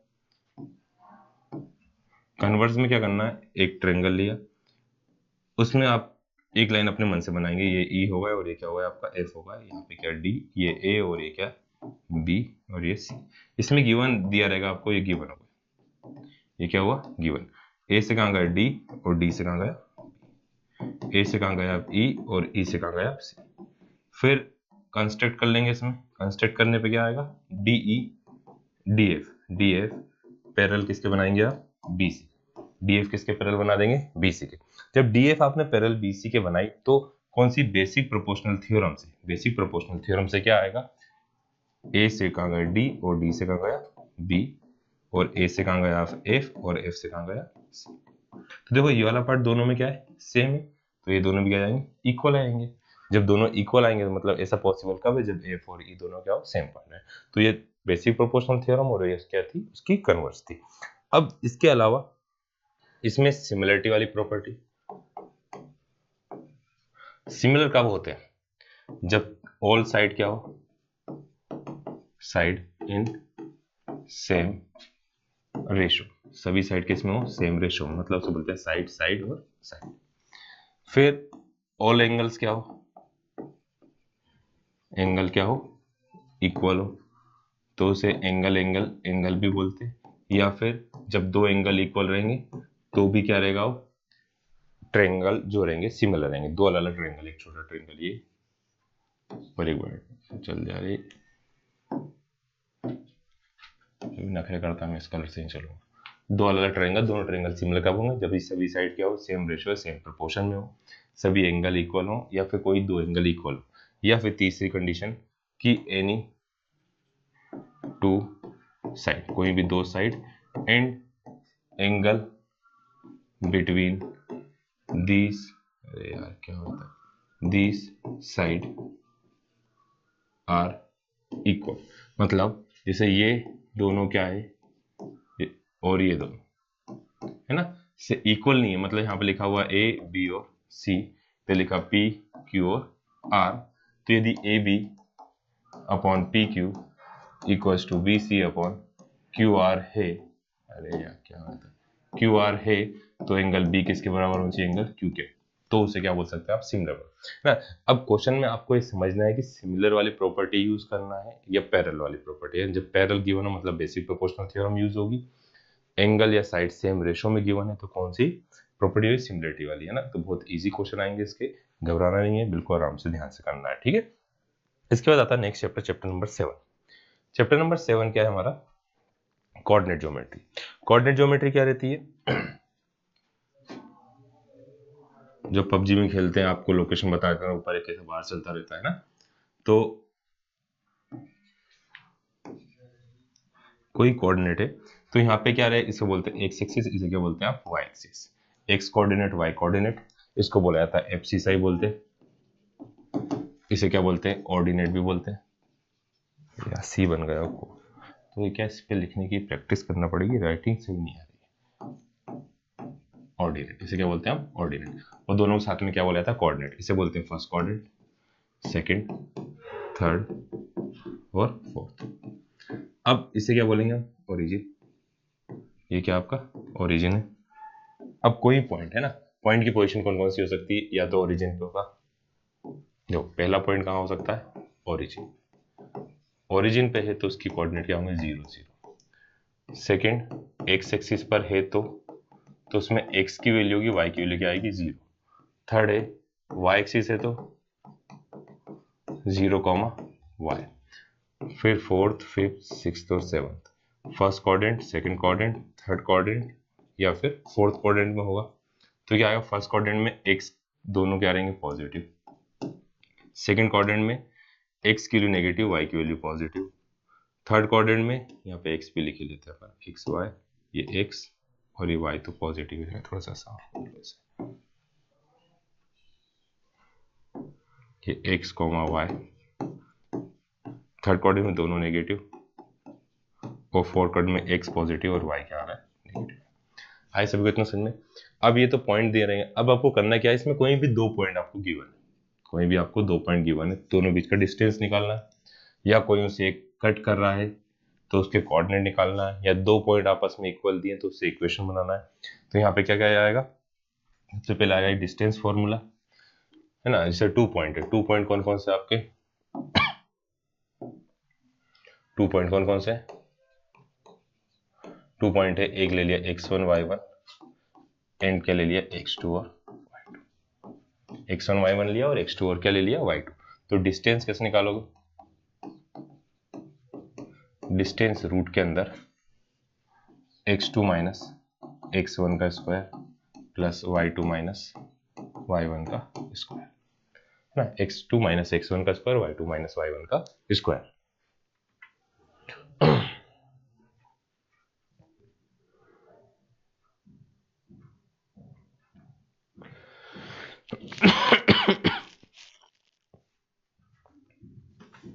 फिर डिस्टेंस जब भी दिया रहे, अब कभी कभी हमें रूट की रिक्वायरमेंट नहीं रहती, तो आप इसको क्या कर सकते हैं, स्क्वायरिंग कर दे। इसमें क्या करते हैं आप, स्क्वायरिंग कर दिया करें, तो डिस्टेंस का स्क्वायर इक्वल्स टू, डिस्टेंस का स्क्वायर इक्वल्स टू क्या आएगा, x2 माइनस x1 का square plus y2 minus y1 का स्क्वायर। अब यहाँ पे फॉर्मूला यूज होगा a प्लस बी का whole square, a square plus 2ab plus B square, यहाँ पे a माइनस बी का whole square, a square minus 2ab plus का बी स्क्वायर। बट ये यूज क्या करना, जब आपको एक तो वेरिएबल दिया है, मतलब एक x और y लिखा और एक नंबर है, दोनों नंबर है तो पहले प्लस कर लो फिर इसका स्क्वायर कर दो, दोनों नंबर है तो पहले माइनस कर लो फिर उसका क्या कर दे आप स्क्वायर कर दे। ध्यान रखना जब माइनस वाली वैल्यू हो उसके बाद फिर माइनस वाली वैल्यू हो तो आप किसका साइन लगाओगे, प्लस का। जैसे x1 नेगेटिव है तो माइनस माइनस का जाएगा प्लस, y1 नेगेटिव तो माइनस माइनस का जाएगा प्लस, या फिर दोनों वैल्यू नेगेटिव है, x2 भी माइनस x1 आ रहा है, ऐसा आ रहा है, तो इस कंडीशन में आप लिख सकते हैं x2 प्लस x1 का स्क्वायर। ठीक है, तो दोनों नेगेटिव आ जाए तो प्लस हो जाता है, क्यों प्लस हो जाता है, माइनस साइन कॉमन ले लो, माइनस का स्क्वायर प्लस होगा और अंदर क्या बचा, प्लस बचा, है ना। एक्स और वाई दोनों के लिए सेम यही है।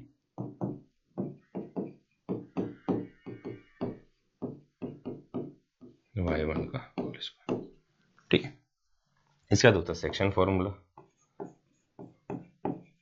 सेक्शन फॉर्मूले में क्या रहेगा कि एक लाइन है उससे m1 m2 रेशो में काट रहा है ना, के वाली मेथड भी रहती है बट उसमें कंफ्यूजन होता है, इसलिए अपन 1 2 लिख रहे हैं, x1 y1, इसको लिखा x और y, इसे लिखा x2 और y2। तो यहाँ पे क्या आएगा, x इक्वल्स टू 1 के साथ तो आएगा 2 और 2 के साथ क्या आता है 1, ठीक है। y m1 y2 plus m2 y1। अब आपको यदि बोल रहे हैं कि आप पॉइंट पता करो कि, है ना, किस रेशो में कट कर रहा है वो पॉइंट, तो दोनों पॉइंट में से x और y में जिसकी वैल्यू दी है, यदि x की वैल्यू दी है तो आप x वाला फॉर्मूला यूज करोगे, y की वैल्यू दी है तो y वाला फॉर्मूला। बुक में k मेथड यूज करके दिया, आप m1 m2 से ही करें, वो ज्यादा आसान रहेगा। फिर नेक्स्ट होता है मिड पॉइंट, मिड पॉइंट या फिर सेम रेशो, सेम या इक्वल रेशो में। तो उस कंडीशन में क्या आता है, x equals to x1 plus x2 divided by 2, y equals to y1 plus y2 divided by. अब इसे क्वेश्चन किस टाइप के रहते हैं, इसके सबसे पहले क्वेश्चन तो आते आपको बताना कोलिनियर। कोलिनियर का मतलब क्या रहेगा, एक ही लाइन, तो a से पहले आपने b तक का डिस्टेंस निकाला, b से कहां तक का निकाला, c तक का निकाला, तो ab plus bc equals to क्या आना चाहिए, ac, तो उसे क्या बोलोगे आप, कोलिनियर। अब इसमें कोलिनियर क्यों, कोई भी दो नंबर का सम तीसरे के बराबर आ सकता है, बट इसमें एक पॉइंट बी क्या हमारा कॉमन है, इसलिए इसे क्या बोलते हैं हम, कोलिनियर बोलते हैं। कोलिनियर में बोलते हैं कि टू पॉइंट क्या है, इक्वल डिस्टेंस पे दिए, 2 पॉइंट किस पे दिए, इक्वल डिस्टेंस पे दिए हैं, तो उस कंडीशन में पॉइंट लिया आपने, मान लो P, इसको लिया आपने A और इसको क्या लिया आपने B, तो P से A, P से कहाँ गया B, तो PA इक्वल्स टू क्या पुट करें, PA इक्वल्स टू PB, पर डिस्टेंस में स्क्वायर आएगा तो यहाँ पे क्या कर दो, पहले ही PA का स्क्वायर किसके बराबर आएगा, PB के स्क्वायर के बराबर आएगा। फिर इसके बाद आता है, ये आ गया रिलेशन आते हैं XY के फॉर्म में, तो उसमें भी यही लगेगा, x एक्सिस से डिस्टेंस निकालना तो x, 0 हमने स्टार्टिंग में पढ़ लिए थे। फिर ज्योमेट्री से या फिर आपको बताना है कि पैरेललोग्राम है, आपको बताना रेक्टेंगल है, रोम्बस, स्क्वायर, स्क्वायर के बाद इक्विलेटरल ट्रायंगल या आइसोसेलेस ट्रायंगल। तो ये सब कैसे बताएंगे आप? पैरेललोग्राम में अपोजिट साइड क्या आना चाहिए? Opposite side equal. रेक्टेंगल में क्या आएगा? अपोजिट साइड तो है इक्वल और विथ डायगोनल भी क्या आना चाहिए? एंड डायगोनल इक्वल आना चाहिए। रोम्बस में ऑल साइड क्या आना चाहिए? इक्वल आना चाहिए। स्क्वायर पूछे तो ऑल साइड के साथ डायगोनल भी क्या आना चाहिए? इक्वल आना चाहिए। सभी साइड और डायगोनल भी क्या हो? आपस में इक्वल। इक्विलेटरल ट्रायंगल में all side equal. Isosceles triangle में एनी टू साइड इक्वल। और क्या बच गया? राइट ट्रायंगल बचा। राइट ट्रायंगल में square of any one, square of any one equals to sum of square of other.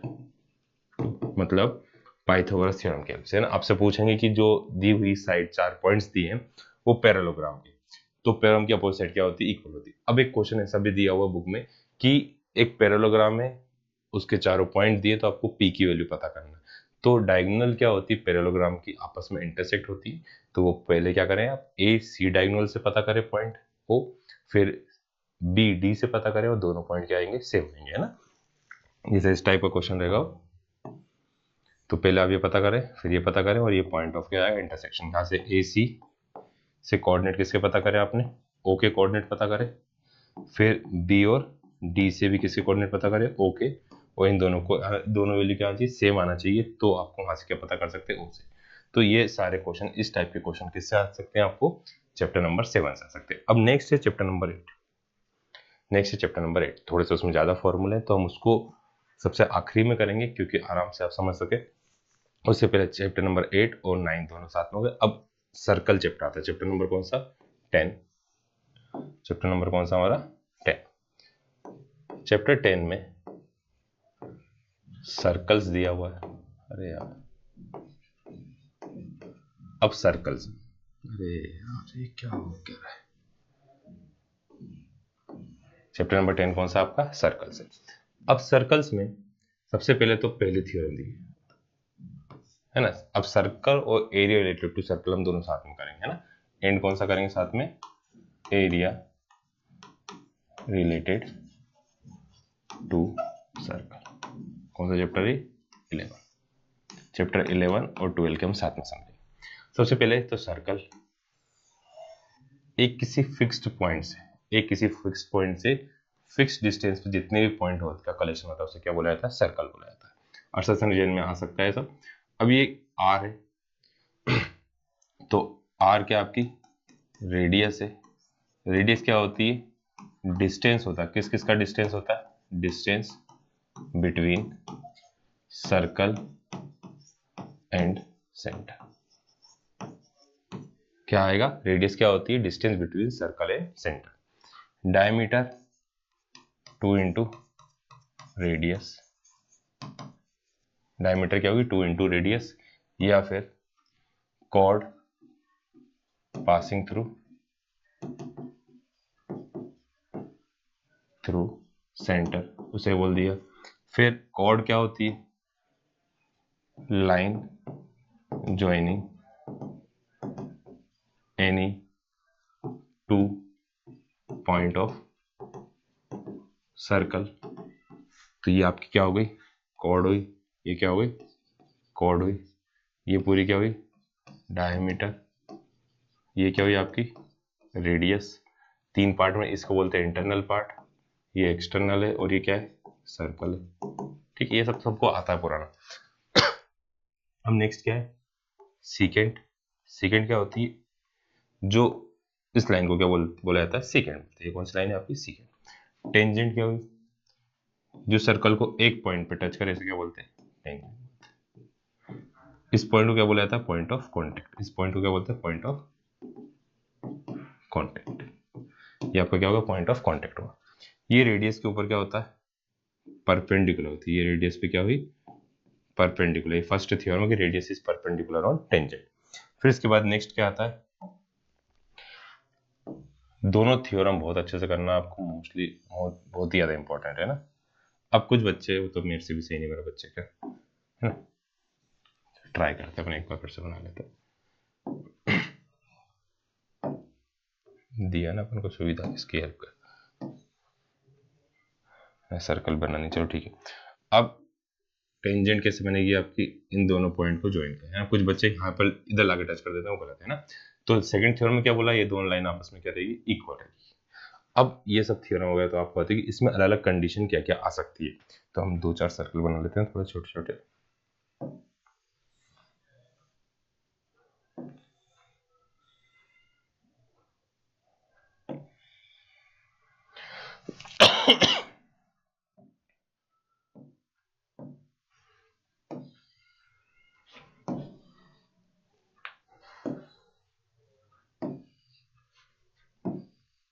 देखो circle की कुछ प्रॉपर्टी पढ़ते हैं।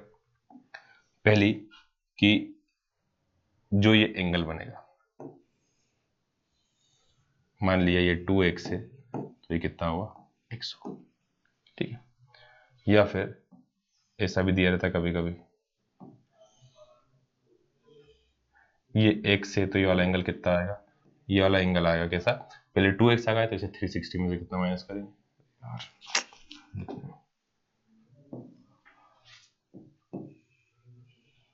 इसे 360 में से कितना माइनस कर देंगे, 2x माइनस कर देंगे, ठीक है। एंगल इन सेम सेगमेंट क्या होते हैं, हमेशा इक्वल होते हैं।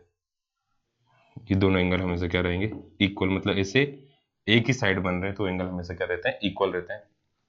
फिर यदि चारों एंगल सर्कल के ऊपर होते हैं तो क्या बोला था, साइक्लिक। ये होता है साइक्लिक। इन दोनों का सम इसमें कितना होता है, x plus Y equals to कितना होता है, 180 होता है।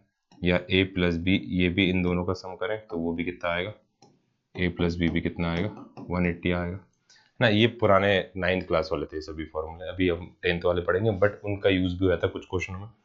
इसके बाद और क्या था, एंगल इन सेमी सर्कल में से कितनी डिग्री होता है, 90 डिग्री होता है, ठीक है। इसके बाद नेक्स्ट है, कुछ सर्कल और बनाते हैं।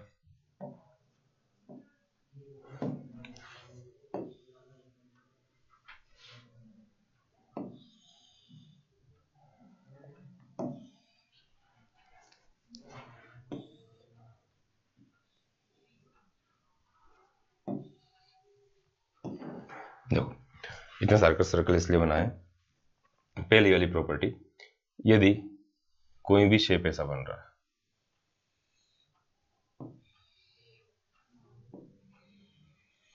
है ना, ए बी सी और क्या है, डी, तो A B plus C D किसके बराबर होगा, B C plus A D के बराबर होगा। जो क्वेश्चन है वो सभी क्वेश्चन, एक टेंजेंट ये बनी, एक टेंजेंट ये बनी, दोनों टेंजेंट आपस में क्या है, पैरेलल है। और तीसरी सर्कल यदि तीसरी टेंजेंट सर्कल को टच कर रही है तो कितनी डिग्री एंगल बनाएगी, हमेशा 90 डिग्री। कितनी डिग्री का एंगल बनाएगी, हमेशा 90 डिग्री का एंगल बनाएगी। ये हो गया। फिर उसके बाद है, ये मेरे से टच नहीं हुआ इसे,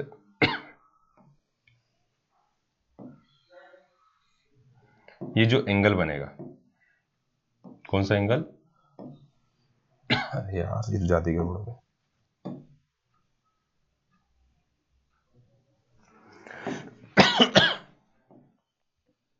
ये जो एंगल बनेंगे जैसे ये और ये ए बी, ये एक्स और क्या है, वाई, तो एक्स प्लस वाई हमें से कितना आएगा, 180, और ए प्लस बी भी हमें से कितना आएगा, 180, ठीक।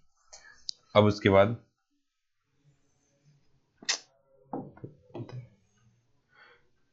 इस टाइप के क्वेश्चन आते हैं, वो हम पढ़ के जाते हैं, नहीं ऑब्जेक्टिव में मिस्टेक होती है ना। ये यहाँ पे और बी इधर है, तो a प्लस बी कितना रहेगा, 180 रहेगा, ठीक है। उसके बाद ये हो गया a प्लस बी वाली कंडीशन।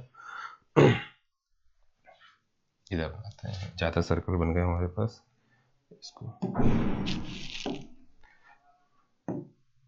डिलीट कर देते हैं, इसको भी कर दें डिलीट। अभी एक पेज और यूज करना पड़ेगा, डिलीट। अभी यदि क्या है,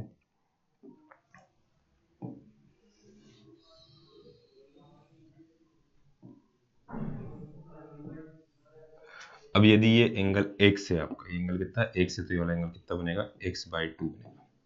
यदि ये एंगल आपका कितना है y है, तो ये वाला एंगल कितना आएगा y/2 आएगा, है ना। ये ऑब्जेक्टिव में डायरेक्ट आते हैं। इसके बाद दो सर्कल आपस में एक दूसरे क्या कर रहे हैं, टच कर रहे हैं। दो सर्कल आपस में एक दूसरे क्या करते हैं, यदि कर रहे हैं, क्या कर रहे हैं वो,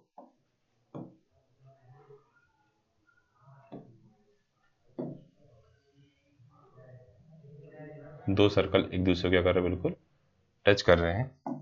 तो इन दोनों की जो कॉमन, तो इसकी लेंथ पूछी जाती, तो ये दोनों आपस में क्या रहेंगे, तीनों आपस में इक्वल है, ये तीनों आपस में क्या रहेंगे, इक्वल रहेंगे। और कौन से हो सकते हैं, ये इतने सर्कल होगा। इसके बाद और एक दो प्रॉपर्टी थी, वो थ्योरम तो पढ़ी ली हमने ना। तो ये सभी इस टाइप के क्वेश्चन थे। एक और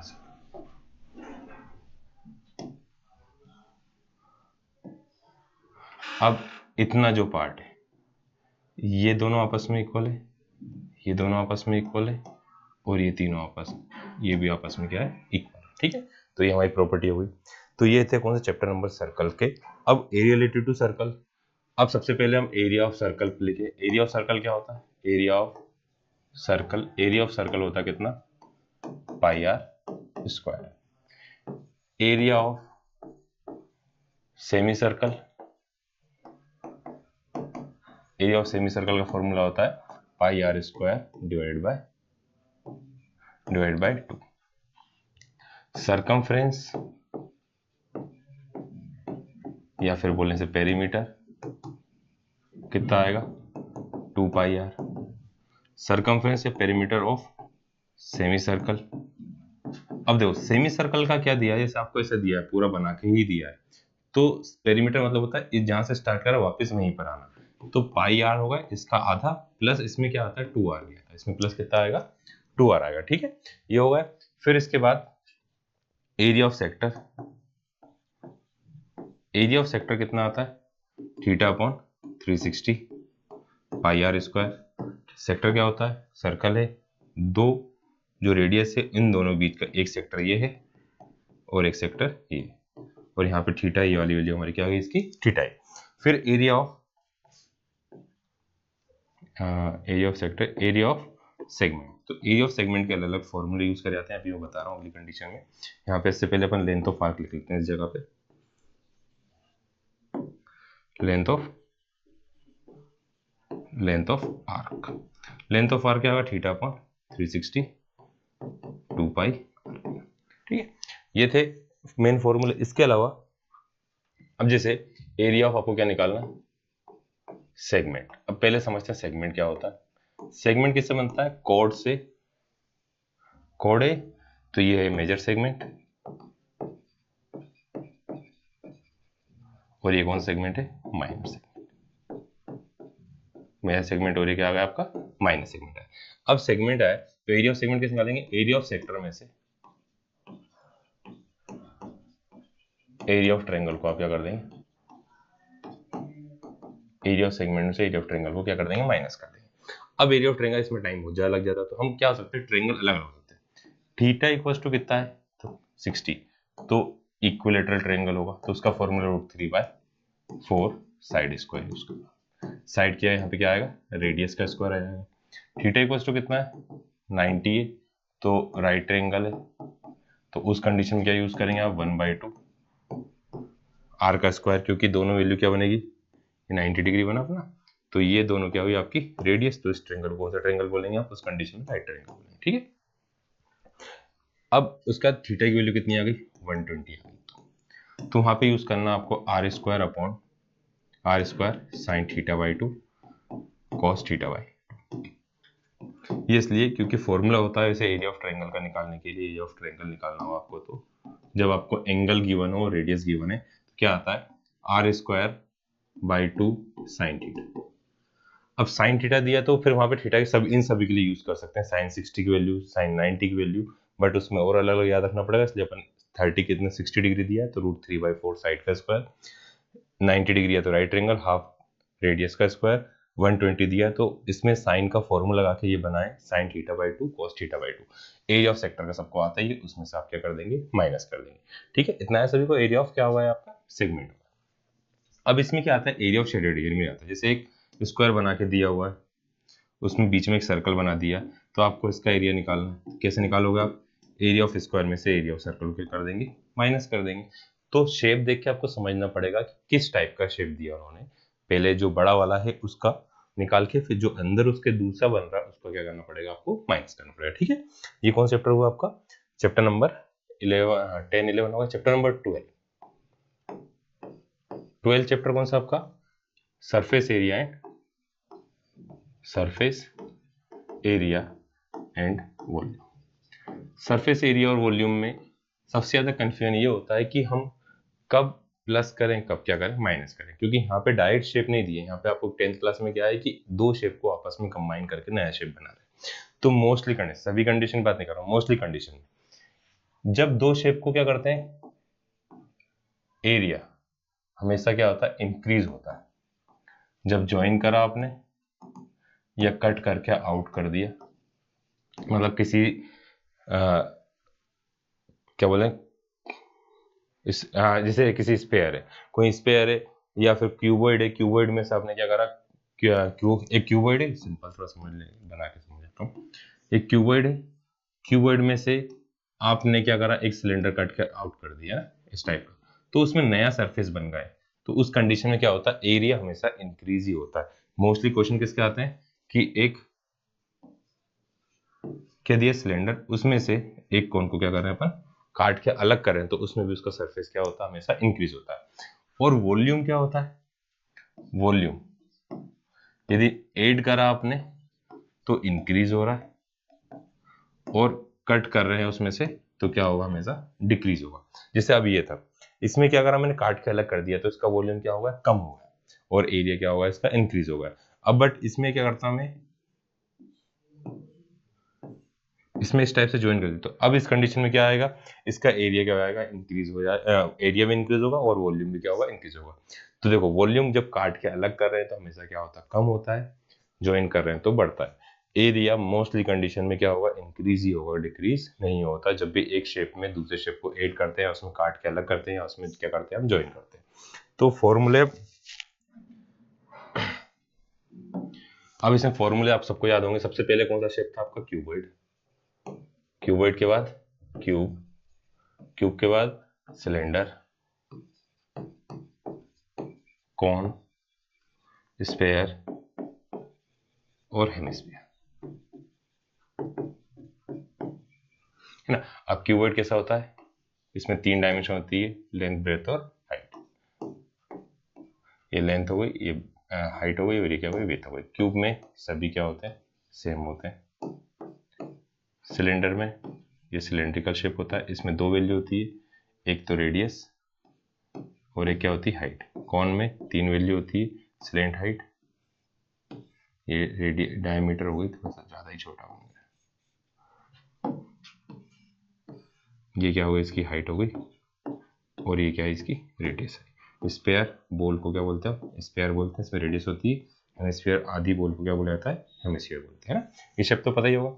अब यहाँ पे इसका लेटरल सरफेस एरिया बोले या फिर कर्व्ड सरफेस एरिया बोले, दोनों का मीनिंग क्या होता है, सेम। फिर टोटल सरफेस एरिया, और लास्ट में क्या लिखेंगे हम, वॉल्यूम लिखेंगे।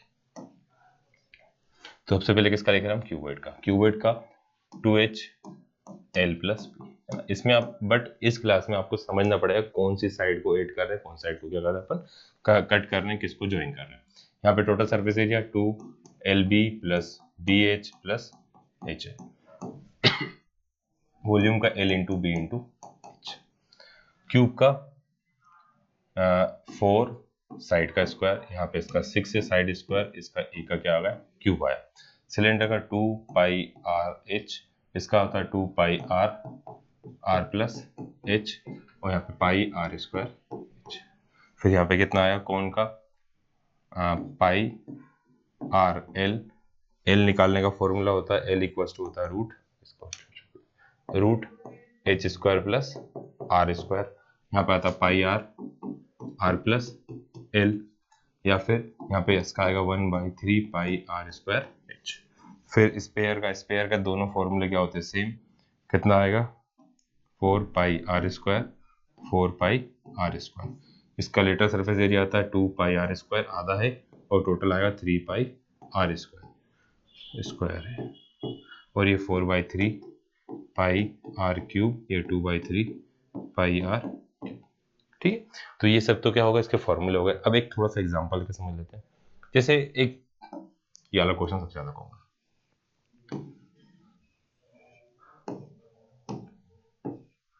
ये दिया क्यूब के ऊपर उन्होंने क्या करा, एक हेमिस्फीयर को रख दिया। क्यूब के ऊपर उन्होंने क्या करा है, हेमिस्फीयर को क्या कर रहे हैं वो रख रहे हैं। जब क्यूब के ऊपर हेमिस्फीयर को रख रहे हैं तो ऊपर से देखने पे कैसा दिखेगा, ऊपर से देखने पे ये, तो मतलब इसका सरफेस एरिया क्या आएगा। पहले देखो पूरी 6 साइड है, 6 साइड का, इसको 6 साइड का क्यों निकालना मुझे, क्योंकि मुझे ये वाला पार्ट भी चाहिए, है ना। 5 साइड तो एग्जैक्ट बिल्कुल वैसी की वैसी, बट एक साइड पे उन्होंने क्या सर्कल वाला पार्ट क्या हो रहा है इसमें कम हो रहा है, तो माइनस क्या करा पाई आर स्क्वायर क्योंकि ये एक सर्कल है, प्लस अब ये हेमिस्फीयर का कर्व्ड पार्ट है, इस पार्ट को तो हम देख ही नहीं पा रहे ना आपस में, तो यहाँ क्या आएगा 2 पाई आर स्क्वायर। ठीक है, इस टाइप से वॉल्यूम होता तो वॉल्यूम डायरेक्ट दोनों क्या कर देते हैं प्लस कर देते। ठीक है, नेक्स्ट चैप्टर हमारा स्टैटिक्स, चैप्टर नंबर 13। इसमें आपको 3 चीज पढ़ना है, एक मीन, पहले मीन का फॉर्मूला है, मीन के हम 2 फॉर्मूले पढ़ रहे हैं, एक है डायरेक्ट मेथड, है ना। तो सबसे पहले एक्स आई निकालने का फॉर्मूला क्लास इंटरवल दिया तो upper limit plus lower limit divide by 2, ये मिडिल वैल्यू होती है। कौन सी वैल्यू होती है, क्लास इंटरवल की मिडिल वैल्यू को क्या बोलते हैं, एक्स आई बोलते हैं। फ्रीक्वेंसी का मतलब होता है वो वैल्यू कितनी बार आ रही है। डायरेक्ट मेथड में क्या करा जाता है, इसको डिनोट करते हैं एक्स बार से, summation x I F I upon नीचे क्या आ गया एफ आई, है ना। अब यहाँ पे एन की वैल्यू आई की वैल्यू 1 से लेकर कहाँ तक होती है, एन तक होती है। डायरेक्ट मेथड के बाद दूसरी कौन सी है, assume mean method. Assume mean method में क्या होता है, X bar equals to A bar plus summation of D I F I upon F I. अब यहाँ पे डी आई क्या होता है, डी आई होता है एक्स आई में से हम ए बार को क्या करते हैं माइनस करते हैं। इसमें कैलकुलेशन कंपेरिजन करें तो डायरेक्ट मेथड से क्या होती है कम होती है। अब ए बार क्या होता है, ये होता है एज्यूम मीन। एज्यूम मीन मतलब आपने जिसको मीन माना है। अब एज्यूम मीन किसको लोगे आप, मिडिल वैल्यू। किसको लोगे, मिडिल वैल्यू। मिडिल वैल्यू कौन सी है, मान लो 5 क्वांटिटी दी है ना, 1 2 3 4 और 5, तो मिडिल वैल्यू तो 3 आ रही है, बट 6 क्वांटिटी होती है 1 2 3 4 5 और 6, तो आप 3 को भी ले सकते हो और 4th वाली टर्म को भी क्या कर सकते हैं ले सकते हैं। ठीक है, इतना है सबसे। ये मेथड कौन सी, मीन में, है ना। अब इसमें एक क्वेश्चन जिसमें फ्रीक्वेंसी मिसिंग है वाला क्वेश्चन करना है, अच्छे से करना है। एक क्वेश्चन मीन का करना है और एक क्वेश्चन कौन सा करना है जिसमें फ्रीक्वेंसी फाइंड करना है। इंटरवल आपको कंटिन्यूस नहीं है, इंटरवल आपका कंटिन्यूस नहीं है, इंटरवल क्या है डिसकंटिन्यूस है ना। तो जैसे दिया है 1 से लेकर 5 तक, फिर 6 से लेकर 11 तक, इस टाइप का दे दें, इस टाइप के में चेंज कर रहे हैं, तो क्या करना है इसमें 0.5 इसमें से क्या कर दोगे आप माइनस कर दोगे, 0.5 से 5.5, 5.5 से इस टाइप से वैल्यू क्या करते हैं अब लिखते रहेंगे। क्यों करा 0.5 को, क्योंकि यहाँ पे गैप कितने का आ रहा है, 5 के बाद कितना आ रहा है 6 आ रहा है, एक का गैप आ रहा है, तो 1 का गैप को 2 इक्वल पार्ट में अपने डिवाइड करा, तो आधा आगे और आधा पीछे, तो लोअर लिमिट में से माइनस कर देंगे, अपर लिमिट में से क्या कर देंगे आप प्लस कर देंगे। ठीक है, चलो क्लास स्टार्ट होने वाली है, ऑफलाइन क्लास का टाइम हो गया वैसे तो। चलो हम थोड़े से और फॉर्मूले कर लेते हैं, जो बचेगा उसे नेक्स्ट वीडियो में बता दें। क्या कर रहा था मैं, नेक्स्ट था मीडियन। मीडियन से पहले मोड समझ लेते हैं।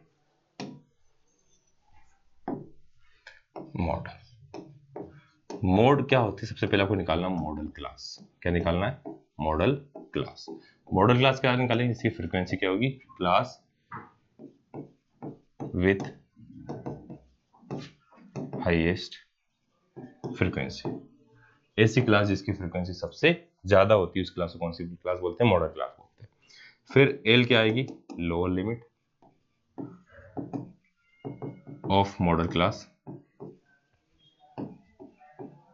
फिर F0, F1 और F2, तो ये फ्रीक्वेंसी किसकी है, of model class, model class की फ्रीक्वेंसी है।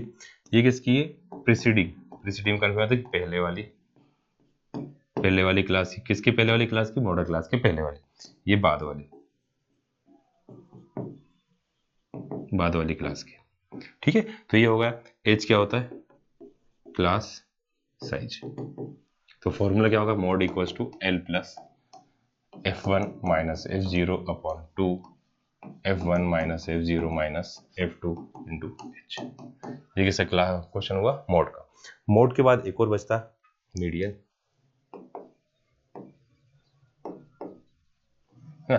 क्या बचा, मीडियन। मीडियन क्या है, इसका formula L n/2 minus CF upon F into H. अब n होगी टोटल फ्रीक्वेंसी,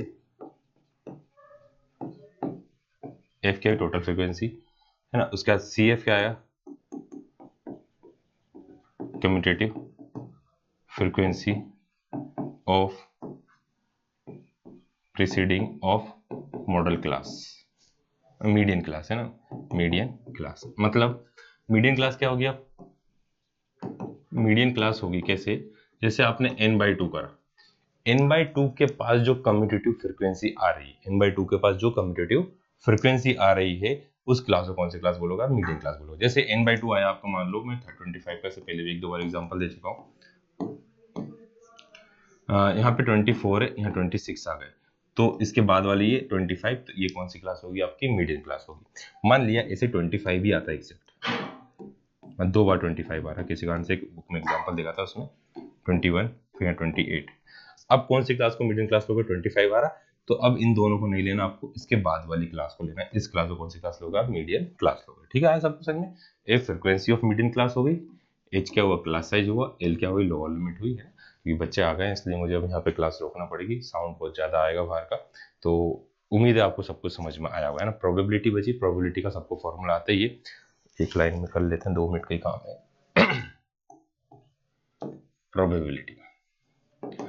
प्रोबेबिलिटी में क्या है, ऊपर आएगा नंबर ऑफ फेवरेबल आउटकम, और नीचे क्या आएंगे, टोटल आउटकम। ये हमेशा क्या रहेगा, 0 से तो बड़ा रहेगा और 1 से क्या रहेगा, छोटा रहेगा, या 1 के बराबर रहेगा। किस चीज के होने की प्रोबेबिलिटी प्लस उसके नहीं होने की प्रोबेबिलिटी कितनी है, 1 आएगी, ठीक है। तो प्रोबेबिलिटी के मेन तो ये सभी है, वैल्यू कभी भी नेगेटिव नहीं आ सकती, 1 से बड़ी नहीं आ सकती, न्यूमरेटर डिनोमिनेटर से कभी बड़ा नहीं आएगा। बहुत इजी क्वेश्चन रहते प्रोबेबिलिटी के। यहाँ पे कॉइन को टॉस करने की कंडीशन आती है, कॉइन को टॉस करते तो क्या आता है, हेड और टेल आता है। फिर 2 कॉइन को करा टॉस तो 2 बार हेड 2 बार tail, head tail tail head, 3 बार करा तो head head head head head tail head tail head tail head head, या फिर तीनों के तीनों क्या आ जाए, टेल आ जाए, टेल टेल हेड टेल, या फिर हेड टेल टेल, है ना। तो ये कितनी कंडीशन आएगी, 8 कंडीशन। एक होता है एटलीस्ट और एक क्या होता है, एटमोस्ट। एटलीस्ट मतलब होता है कम से कम, मिनिमम इतना होना चाहिए, एटमोस्ट मतलब मैक्सिमम ज्यादा इतना होना चाहिए कम वाले को आप। तो एटलीस्ट में आप कम वाले को भी काउंट करते हैं, उससे ज्यादा क्वांटिटी को काउंट नहीं करते। मतलब एटलीस्ट 2 हेड बोला तो आप इस कंडीशन में देखा तो इसको काउंट नहीं करोगे, बाकी सबको काउंट करोगे। आपसे बोला नहीं, एटमोस्ट क्या बोला, 2 हेड बोला आपसे, तो आप इन सभी को क्या करोगे, काउंट करोगे, इसको काउंट नहीं करोगे। एटलीस्ट 2 हेड बोला तो आप इन सभी को काउंट नहीं करोगे, आप किसको काउंट करोगे, ऊपर वाले की वैल्यू बोला कि कम से कम 2 तो होने चाहिए, उससे ज्यादा तो कोई भी दिक्कत नहीं आए, ठीक है। उसके बाद कार्ड्स का बता दिया आपको पूरे 52, इसमें एक बार फिर से लिख देते हैं। टोटल कार्ड कितने होते हैं, 52 में से रेड और क्या रहेंगे, ब्लैक रहेंगे। रेड कितने होंगे, 26, ब्लैक भी कितने होंगे, 26। रेड भी 2 टाइप के होंगे, डायमंड और हार्ट। ये होंगे क्लब और स्पेड।